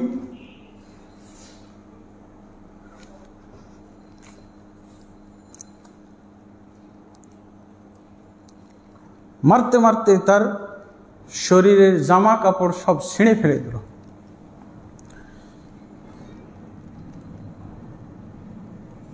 তারপরে থুথু নিক্ষেপ করলো। এরকম নির্যাতন এবং অপমান আল্লাহ রাসূল সাল্লাল্লাহু আলাইহি ওয়াসাল্লামকে সে করলো। তারপর আল্লাহ রাসূল সাল্লাল্লাহু আলাইহি ওয়াসাল্লাম নিজেকে সংযত না করতে পেরে বদদোয়া করেছিলেন কি, আল্লাহুম্মা সাল্লিত আলাইহি কালবান মিন কিলাবিকা। আল্লাহ, আমি আর সহ্য করতে পারতেছি না এদের জুলুম নির্যাতন এবং এদের অপমান অপদস্থ করা। অতএব এই যে লোকটা আমার প্রতি নির্যাতন করলো, আমি কিছু করতে পারলাম না। এরকম আমরা দায়ীরা, আলেম ওলামারা এরকম অপমান হয়েছি? জুতা চোরের মতো, পকেট মারের মতো এইভাবে মেরে জামা গেঞ্জি ছিঁড়ে ফেলে দিল। তাহলে দাওয়াতের ক্ষেত্রে এত সম্মান, এত ভদ্রতা নিয়ে আমরা দাওয়াতি কাজ করি? হবে? আল্লাহ রাসূল সাল্লাল্লাহু আলাইহি ওয়াসাল্লামকে কীভাবে অপমান হইতে হলো? আল্লাহ রাসূল সাল্লাল্লাহু আলাইহি ওয়াসাল্লাম কি বদদুয়াটা করলেন? হে আল্লাহ, তুমি এই ব্যক্তির প্রতি তোমার তোমার সৃষ্টির যে নিকৃষ্ট প্রাণী, হিংস্র প্রাণী, কোনো একটা কুকুর দিয়ে তার প্রতি তুমি আল্লাহ চড়াও করো, কুকুর দ্বারা তার প্রতি চড়াও করো। আল্লাহু আকবার। ওয়াকাদ উস্তুজিবা দুআউহু, এবং আল্লাহ রাসূল সাল্লাল্লাহু আলাইহি ওয়াসাল্লামের এই দোয়াটা কবুল হয়ে গেছে। এটাও একটা আল্লাহ রাসূল সাল্লাল্লাহু আলাইহি ওয়াসাল্লামের দাওয়াতের পথ পরিষ্কার। নির্যাতনের ভিতর দিয়ে তারা আল্লাহ রাসূল সাল্লাল্লাহু আলাইহি ওয়াসাল্লামের মুজিজা দেখে ফেলতেছে। নির্যাতন করলো আর দোয়াটা বদদোয়াটার সামনেই করলো, বদদোয়াটার সামনেই করলো। এরপর এই ওতাইবা সে ব্যবসার জন্য এতে গেছিল শাম দেশে, সিরিয়া। মক্কার লোকেরা তো সিরিয়ায় ব্যবসা করত। তো ওখানে ব্যবসায়ী দল, বণিক দল মক্কার শাম দেশে গেছে। এক জায়গাতে তারা কোনো এক ময়দানে, কোনো একটা মরুভূমিতে বা ময়দানে বা জায়গায় তারা তাঁবু গেড়ে ছিল কতগুলো লোক। তো সেই লোকদের মধ্যে একটা বাঘ এসে ঢুকে গেল। বাঘ ঢুকলো, সবাই আতঙ্কিত, দৌড়ঝাঁপ শুরু করে দিল, কিন্তু বাঘটা কাউকেও আক্রমণ করলো না। ওই ওতাইবার প্রতি আক্রমণ কিভাবে করলো? যখন দেখছে যে মনে হচ্ছে ও বেছে বেছে খুঁজতেছে কাকে আক্রমণ করবে, তারপরে সে বুঝে ফেলেছে। তখন কি বলছিল, যখন বাঘ তাকে আক্রমণ করতেছিল তখন সে সবার সামনে স্বীকার করে বলছে, ওয়াল্লাহি আকিলি কামা দা মুহাম্মাদুন আলাইয়া। আমাকে যে এখন যেই হিংস্র প্রাণীটা আমাকে খেতে চাচ্ছে বা খেতে এসেছে, আমাকে খাবে, ফেড়ে ফুড়ে খাবে, এই ব্যাপারেই মুহাম্মদ সেদিন বদদুয়া করেছিল। আল্লাহু আকবার। কাতালানি ওয়া হুয়া মক্কাতা ওয়া আনা বিশাম। আল্লাহু আকবার। মুহাম্মদ মক্কাতে থেকে আর আমি শাম দেশে থেকেই আমাকে হত্যা করে ফেললো মুহাম্মদ। তারপরে কি, ফাগাদা আলাইহিল আসাদু মিন বাইনিল কওমি। এতগুলো লোক একসাথে থাকা সত্ত্বেও কি করলো, ওই ওতাইবার কাছেই বাঘটা গিয়ে তার একবারে মাথায় ছুটিয়ে ফেলেছিল। এমনভাবে ঘাড় মটকেছিল তাকে যে মাথায় তার ছুটিয়ে ফেলা হয়েছিল। আল্লাহু আকবার। এইভাবে উকবা বিন আবু মুঈত আল্লাহ রাসূল সাল্লাল্লাহু আলাইহি ওয়াসাল্লামের সিজদারত অবস্থায়, যখন উনি সালাতের মধ্যে সিজদা ছিলেন, তখন এই ঘাড়ের উপরে একবারে উঠে যে লাফাচ্ছিল। সেই সময় আল্লাহ রাসূল সাল্লাল্লাহু আলাইহি ওয়াসাল্লাম বলছিলেন যে মনে হচ্ছে আমার চোখে আঘাত এমন জোরে লাগতেছে, মানে চোখগুলো বেরিয়ে পড়ে যাবে এরকম। সেও আল্লাহ রাসূল সাল্লাল্লাহু আলাইহি ওয়াসাল্লামের বদদুয়ায় ধ্বংস হয়েছিল। আল্লাহু আকবার। তারপরে আবু জাহালের ঘটনা। আবু জাহাল আসছিল আল্লাহ রাসূল সাল্লাল্লাহু আলাইহি ওয়াসাল্লামকে, সবাইকে বলে টুলে এসেছিল, দেখো আজকে মুহাম্মদকে আমি কিভাবে শায়েস্তা করতেছি, তোমরা চোখে দেখবে আজকে। তারপরে সে গেল একটা বিশাল পাথর, উনি বিশাল একটা পাথর নিয়ে গেছে, যা স্টক করেই রাখছিল, আর সবাইকে বললো যে দেখো আজকেই কিন্তু মুহাম্মদের কিসসা খতম করব, তোমরা সে এসে দেখবা। এমন বড় পাথর যেটা মানে বহন করাই কঠিন। তা আল্লাহ জানে যে যখন আল্লাহ রাসূল সিজদায় যাবে তখন তার কিছু ভ্রুক্ষেপ করবে না। ওই সময় ইচ্ছা মতো যেভাবে যতদূর থেকে সম্ভব মেরে তার মাথাটা একেবারে চৌচির করে একেবারে গলিয়ে ফেলবো মাথা। তো উনি কি বলছে, যখন এই পাথরটা, ওকে তো কেউ বাধা দেওয়ার নাই, সবাই তো উপভোগ করার জন্য তাকিয়ে আছে। যখন আল্লাহ রাসূল সাল্লাল্লাহু আলাইহি ওয়াসাল্লামের কাছে এসেছে তখন ওই সময় একটা বিশাল আকৃতির উট সে দেখতে পাচ্ছে। উটও কিন্তু তার মধ্যে হিংস্রতা চলে আসলে কিন্তু মানুষ মেরে ফেলায়, বুঝেছেন। উট খুব আপনার অনুগত প্রাণী, কিন্তু ওর মধ্যে হিংস্রতা চলে আসলে একেবারে খতম করে ফেলে মানুষ। তো ও যখন কাছে গেছে তখন সে তার চোখ দিয়ে এইরকম বিশাল আকৃতির উট তাকে আক্রমণ করতে আসতেছে, তাকে মানে মুখ দিয়ে দাঁত দিয়ে কামড়ে তাকে শেষ করে ফেলবে এরকম অবস্থা। এটা দেখে সে পিছন দিকে পাথর ফেলে দিয়ে দৌড়, এই তোমার কি হলো। এই দৃশ্য তো কেউ দেখলো না, কিন্তু আবু জাহেল ঠিকই দেখছে। আবু জাহেল তো বলছে, আয়েশা বলছে, আমাকে এই বিশাল আকৃতির একটা উট সে তো খেয়ে ফেলতেছিল, আমি জান নিয়ে পালিয়ে আসছি, তোমরা দেখো নি? কই, কিছু তো দেখিনি। আরে এখন তো আমি ধ্বংস হয়ে যেতাম, শেষ হয়ে যেতাম, তোমরা কিছুই দেখলে না দৃশ্যটা। আল্লাহ রাসূল সাল্লাল্লাহু আলাইহি ওয়াসাল্লাম কি বললেন? ইবনে ইসহাক বর্ণনা করছেন, আল্লাহ রাসূল হ্যাঁ যাকা জিবরিলু, বলছে এটা জিবরিল ছিল, মোট আকৃতি ধারণ করে এসেছে। লাউ দানা, সে যদি আরেকটু নিকটবর্তী হইতো, লা আখাযাহু, তাহলে তাকে ধরে একেবারে পাছড়ে একবারে ধ্বংস করে ফেলতো। আলহামদুলিল্লাহ। এরপরে দেখা যায় যে অনেক সময় এই যে নির্যাতন, এই যে শিক্ষাগুলো হচ্ছে, নির্যাতন করতে যে শিক্ষা পাচ্ছে, এগুলো সব প্রচার হয়ে যাচ্ছে। কিন্তু এরপরে দেখা যাচ্ছে যে এই নির্যাতনের জের ধরেই অনেক প্রভাবশালী লোক ইসলাম গ্রহণ করলো। হামজা রাদিয়াল্লাহু আনহু, হামজা রাদিয়াল্লাহু আনহুর ইসলাম গ্রহণ কি কারণে? নির্যাতনের সূত্র ধরেই। আল্লাহ রাসূল সাল্লাল্লাহু আলাইহি ওয়াসাল্লাম সাফা পাহাড়ের কাছে একাই আছে, ওখানে যে সে পাথর দিয়ে আল্লাহ রাসূল সাল্লাল্লাহু আলাইহি ওয়াসাল্লামকে মারার চেষ্টা করতেছিল, পাথর দিয়ে মেরেছে। এবং আল্লাহ রাসূল সাল্লাল্লাহু আলাইহি ওয়াসাল্লামের মানে চাদর গায়ে দেওয়া ছিল, সেই চাদরের এই জায়গাটা ধরে তার মানে চিপ দিয়েছে গলায়, তারপরে পাথর নিক্ষেপ করেছে এবং তাকে রক্তাক্ত করে দিয়েছে। এই অবস্থা দেখেছিল। ওই সফা পাহাড়ের উপরে একটা বাড়ি ছিল, সেই বাড়িওয়ালার কৃতদাসী, তার নাম হলো আব্দুল্লাহ ইবনে জাদান। আব্দুল্লাহ বিন জাদানের কৃতদাসী, সে সচক্ষে দেখেছিল। তার খুব খারাপ লাগছে, এত ভালো লোকটাকে এভাবে সে মারল, কোনো প্রতিকার করলো না। মুহাম্মদ সাল্লাল্লাহু আলাইহি ওয়াসাল্লাম তার সাথে লড়াই ঝগড়া মারামারিতেও গেল না, তাকে এরকম শান্তভাবে নির্যাতন করলো। তো সে জানিয়ে দিল,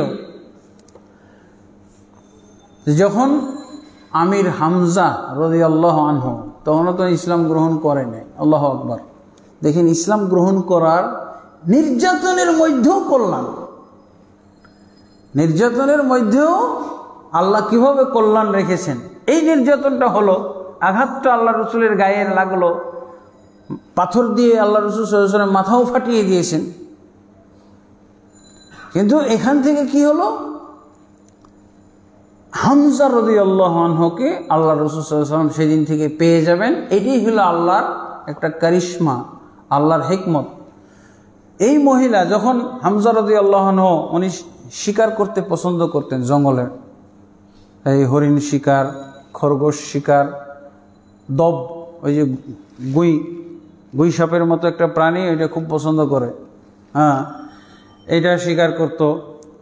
তো উনি বাড়িতে ফিরে আসছেন শিকারীর বেশে, তীর ধনুক তার হাতে আছে। এসে ওই মহিলাটা বলে দিল যে আপনি জানেন আজকে আপনার ভাতিজার প্রতি কি নির্যাতন করেছিল। আর হামজা রাদিয়াল্লাহু আনহু এবং আল্লাহ রাসূল সাল্লাল্লাহু আলাইহি ওয়াসাল্লামকে একই মহিলা কিন্তু দুধ পান করেছে, দুধ ভাই, চাচা প্লাস দুধ ভাই, একটা আলাদা দরদ আছে, মহব্বত আছে।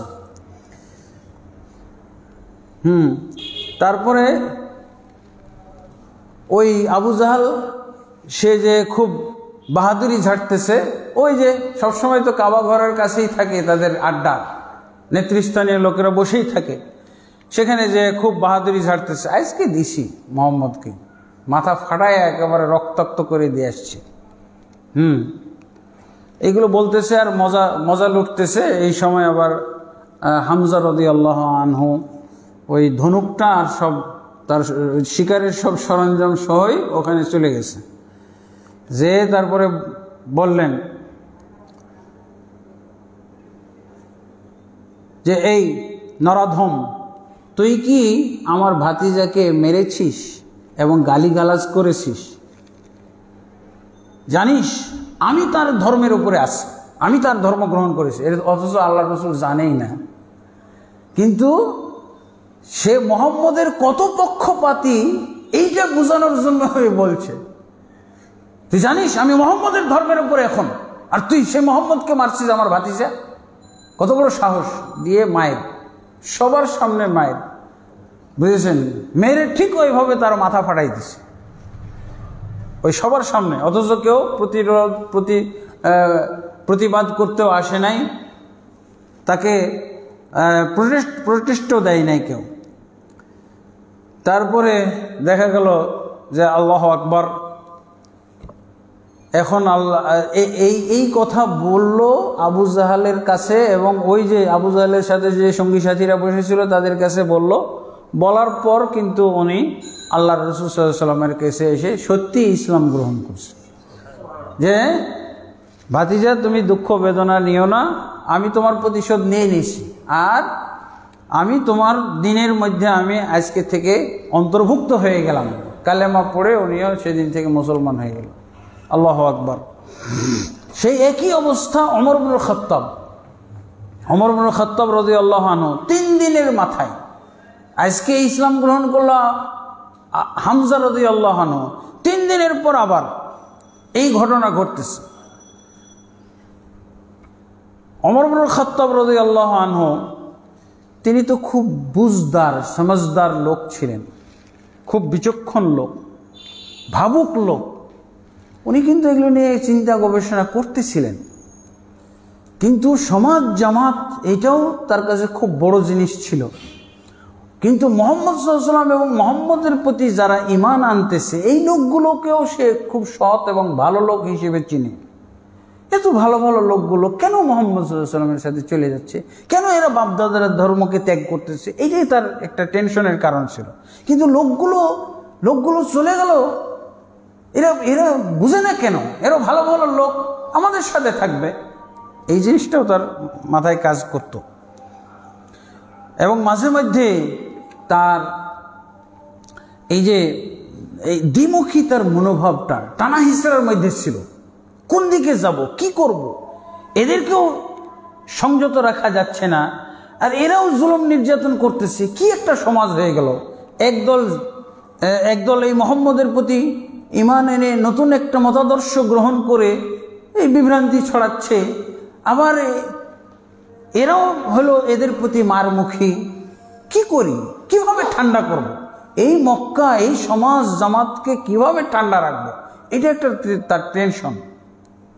কিন্তু লোকটা তো খারাপ না, লোকটা তো সব মক্কার সবচেয়ে ভালো লোক। আবু বকরের মতো লোক তাকে বিশ্বাস করেছে, আরো কত ভালো লোক শুনতেছি। ইদানিং হামজা যোগ দিয়েছে, হামজা রাদিয়াল্লাহু, তো উনি এগুলোর মধ্যে বেশ চিন্তা ভাবনার মধ্যে পড়ে গেছিলেন।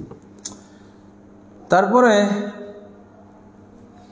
উনি কিন্তু একদিন তাকে যে কেউ আর কি ক্ষিপ্ত করার কারণে, যে তুমি ওমর একজন এরকম বীর বাহাদুর লোক, তোমাকে এত মানুষ মানে ভয় করে, অথচ তোমার এই ব্যক্তিত্ব তুমি একবারও কাজে লাগাচ্ছ না, এখানে আমাদের কি সমস্যার উৎস এটা তোমার বুঝতে হবে, বুঝে তুমি একটা ব্যবস্থা পদক্ষেপ নেও, ঝামেলার উৎসটা কি? ঝামেলার উৎস তো মুহাম্মদ সাল্লাল্লাহু আলাইহি ওয়াসাল্লাম। তো তুমি মুহাম্মদ সাল্লাল্লাহু আলাইহি ওয়াসাল্লামকে হত্যা করেও তো তুমি সমস্যার সমাধান করতে পারো। এই লোকগুলো, এই সোজা সরল লোকগুলো তাহলে এর ফাঁদে না পড়ে না, এই সমাজটার যে বেগতিক অবস্থা এটা তাহলে আর অবনতির দিকে যায় না, তুমি এটাও তো করতে পারো। তো একদিন তো উনি খেপেই গেলেন যে আজকে তাহলে ঠিক আছে, মুহাম্মদকে শেষ করবো আজকে। তোমরা বলতেছো যখন মুহাম্মদকে শেষ করতে পারলেই ঝামেলা শেষ হয়ে যাবে, শান্ত হয়ে যাবে মক্কা, তো ঠিক আছে, আমি দায়িত্ব নিলাম, মুহাম্মদকে হত্যা করব। তারপরে চলে যাচ্ছেন উনি তলোয়ার নিয়ে। এটা বেশ কিছু ঐতিহাসিক রেফারেন্স থেকে পাওয়া যাচ্ছে। তিনি কি করলেন, তলোয়ার একেবারে খাপ থেকে বের করে একেবারে পাগলের মতো বলছে, যদি মুহাম্মদকে হত্যা করলেই যদি সমাধান হয়ে যায়, এটাই আমি করব। এরই তো লাস্ট ফিনিশিংয়ে তারা তো এই সিদ্ধান্তেই পৌঁছছে যে কোনো কিছুতে হলো না। আর কি বলে, আবু তালেবকে যুদ্ধের হুমকি দিলাম, তাও উনি ভাতিজাকে নিয়ন্ত্রণ করতে পারলো না। আর যুদ্ধ করাটাও তো সমীচীন ঠিক হচ্ছে না, এরকম সম্মানী লোক, সবাই মক্কার লোকেরা তাকে সম্মান মর্যাদা দেয়, আর তার সাথে কীভাবে যুদ্ধ? না, মোহাম্মদকে বিচ্ছিন্নভাবে আলাদা মেরে ফেলি। তো একদিন তো ওনাকে উত্তেজিত করা হলো। তারপরে উনি চলে যাচ্ছেন আল্লাহ রসুল সাল্লাল্লাহু আলাইহি সাল্লামকে হত্যা করার জন্য। ওই সময় একজন লোক তাকে বলল, কি সেই লোকটা হলো বানু জাহরা গোত্রের লোক। বানু জাহরাম লোকরা জিজ্ঞেস করলো, আইনা তাআমিদু, আইনা তাআমুদু ইয়া উমর, হে উমর, তোমার এই তলোয়ার নিয়ে এত রাগ করে, রাগ গোস্বা সহ কোথায় তুমি তলোয়ার নিয়ে ছুটে চলেছো? মনে হচ্ছে কাকে হত্যা করবে। কলা উরিদু আন আকতুলা মুহাম্মাদান, আজকে ভাই পাকাপোক্তা সিদ্ধান্ত নিয়েছে মোহাম্মদকে হত্যা করব। মোহাম্মদকে হত্যা করলেই সবাই বলতেছে পরিবেশ শান্ত হয়ে যাবে, সব ঝামেলা চুকে যাবে, তো আমি এই কাজটাই করতে যাচ্ছি আজকে। কাইফা তা'মানু মিন বানি হাশিম মিন বানি জাহরা ওয়া ক্বাদ কাতালতা মুহাম্মাদান, তুমি বানু জাহরা আর বানু হাশেমের ব্যাপারে চিন্তা করবে না? তুমি মোহাম্মদকে হত্যা করবে, আর বানু জাহরা আর বানু হাশেম, বানু জাহরাটা হলো তার নানা পক্ষের আত্মীয়, আর বানু হাশেম হলো দাদা পক্ষের আত্মীয়, এরা বসে থাকবে, তোমাকে কিছু বলবে না, আদর করবে। ফাকাল লাহু উমর মা আরাকা ইল্লা কাদ সাবাউত, এই তুমি যেভাবে কথা বলতেছো মনে হচ্ছে তুমিও তো বিধর্মী হয়ে গেছো, তুমি বিধর্মীর মতো কথা বলতেছো, তুমিও মনে হয় মোহাম্মদ সাল্লাল্লাহু আলাইহি ওয়াসাল্লামের পার্টি। হ্যাঁ,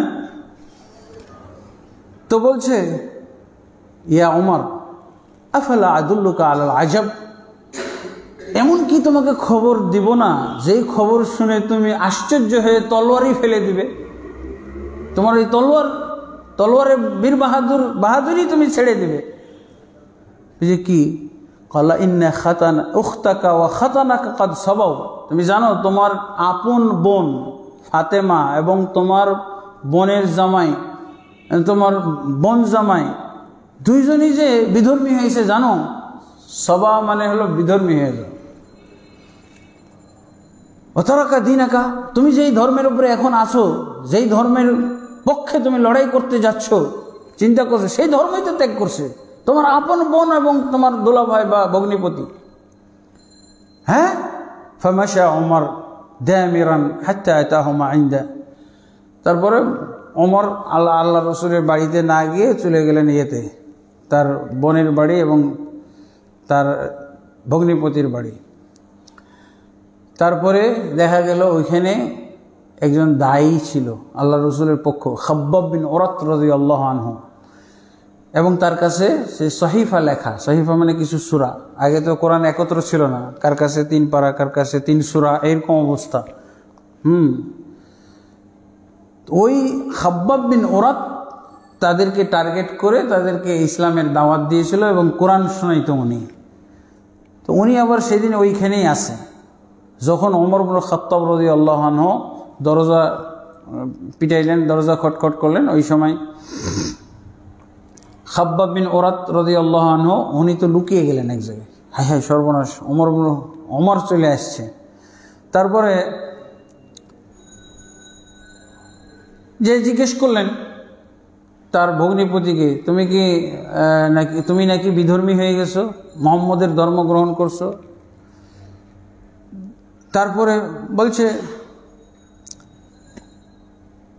উনি জবাব দিলেন যে তোমার ধর্মের চেয়ে যদি মুহাম্মদের ধর্ম সত্য হয়, সঠিক হয়, তাহলে বাধা কি, সমস্যা কি?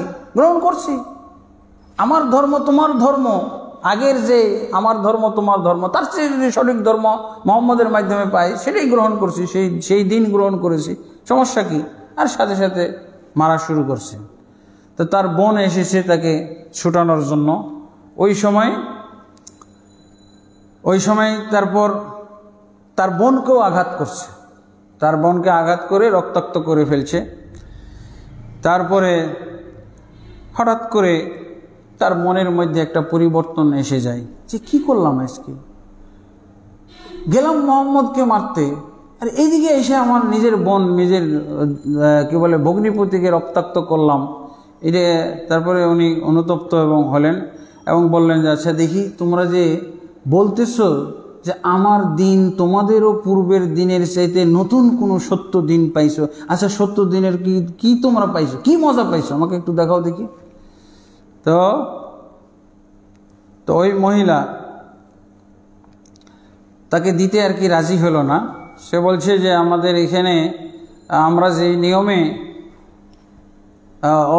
তাকে দাওয়াত দিয়ে দিল, ইয়া ওমর ইন কান আল হাক্কু ফি গায়রি দীনিকা, যদি হক তোমার দিন ছাড়া অন্য কোনো দিনের মধ্যে থাকে তো তোমার এটা গ্রহণ করতে আপত্তি কি?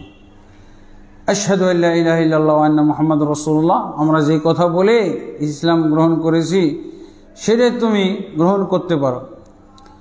তারপরে উনি বললেন যে তোমরা কি পড়তেছিলে? ও কিছু পড়ার নমুনা শুনছিল। তো এই সূরা তাহা তার কাছে লেখা ছিল, সেই সূরা তাহা পাঠ করে করে শোনাইতেছিলেন। সেই সময় আর কি উনি বললেন যে আমাকেও দাও দেখি আমি পড়ি।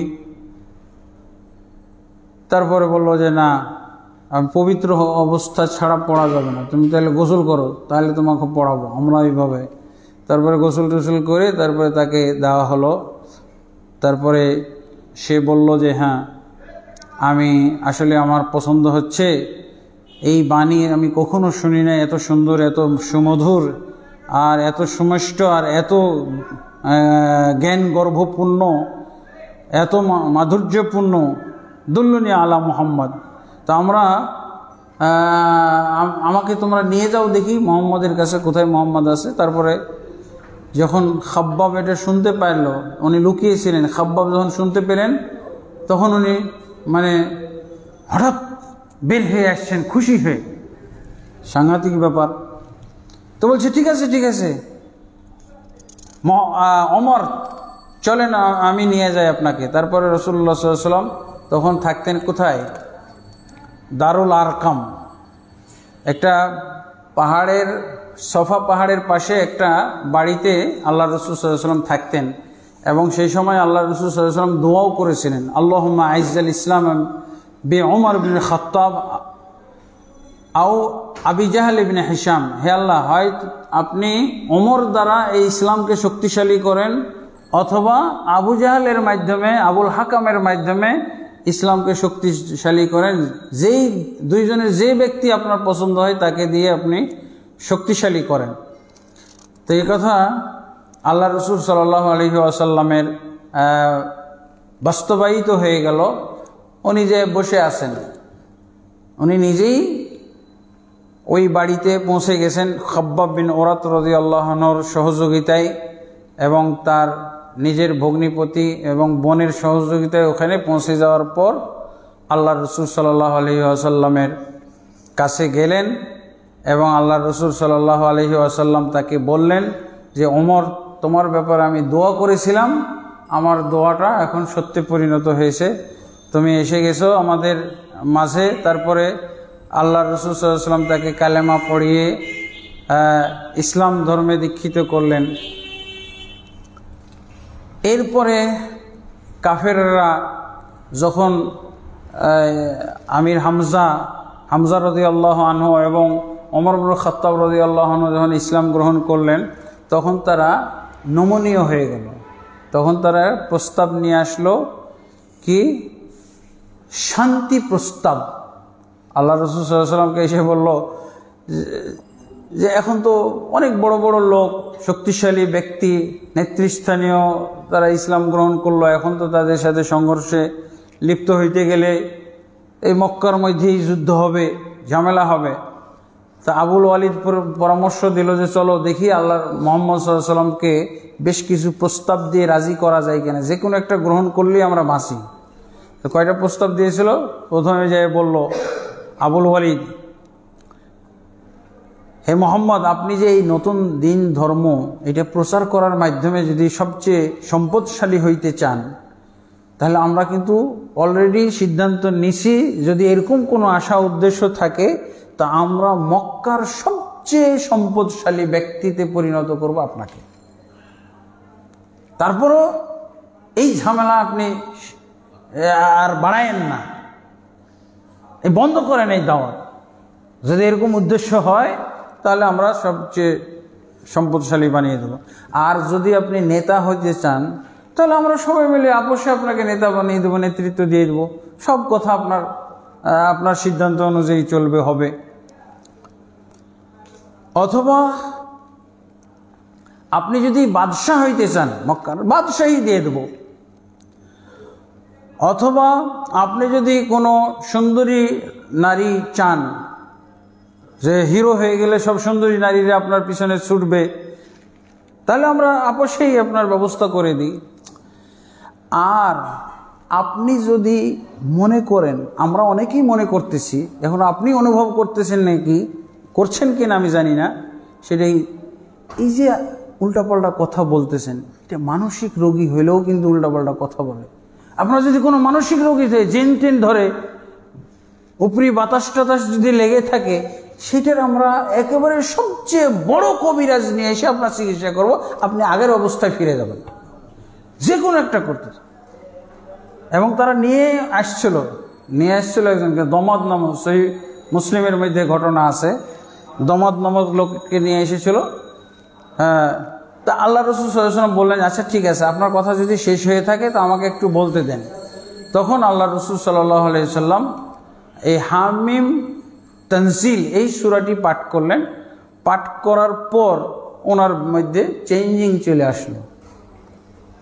তো বলছে মুহাম্মদ সাল্লাল্লাহু আলাইহি ওয়াসাল্লাম উনি যদি নিজের থেকে নিবৃত হয় তবেই কেবল সম্ভব, কিন্তু উনি যেই সম্পদ পেয়েছেন, উনার কাছে যেই হাতিয়ার আছে, এই হাতিয়ার থাকা পর্যন্ত কেউ তার সমকক্ষ হইতে পারে না, কেউ তার সামনে টিকতে পারবে না।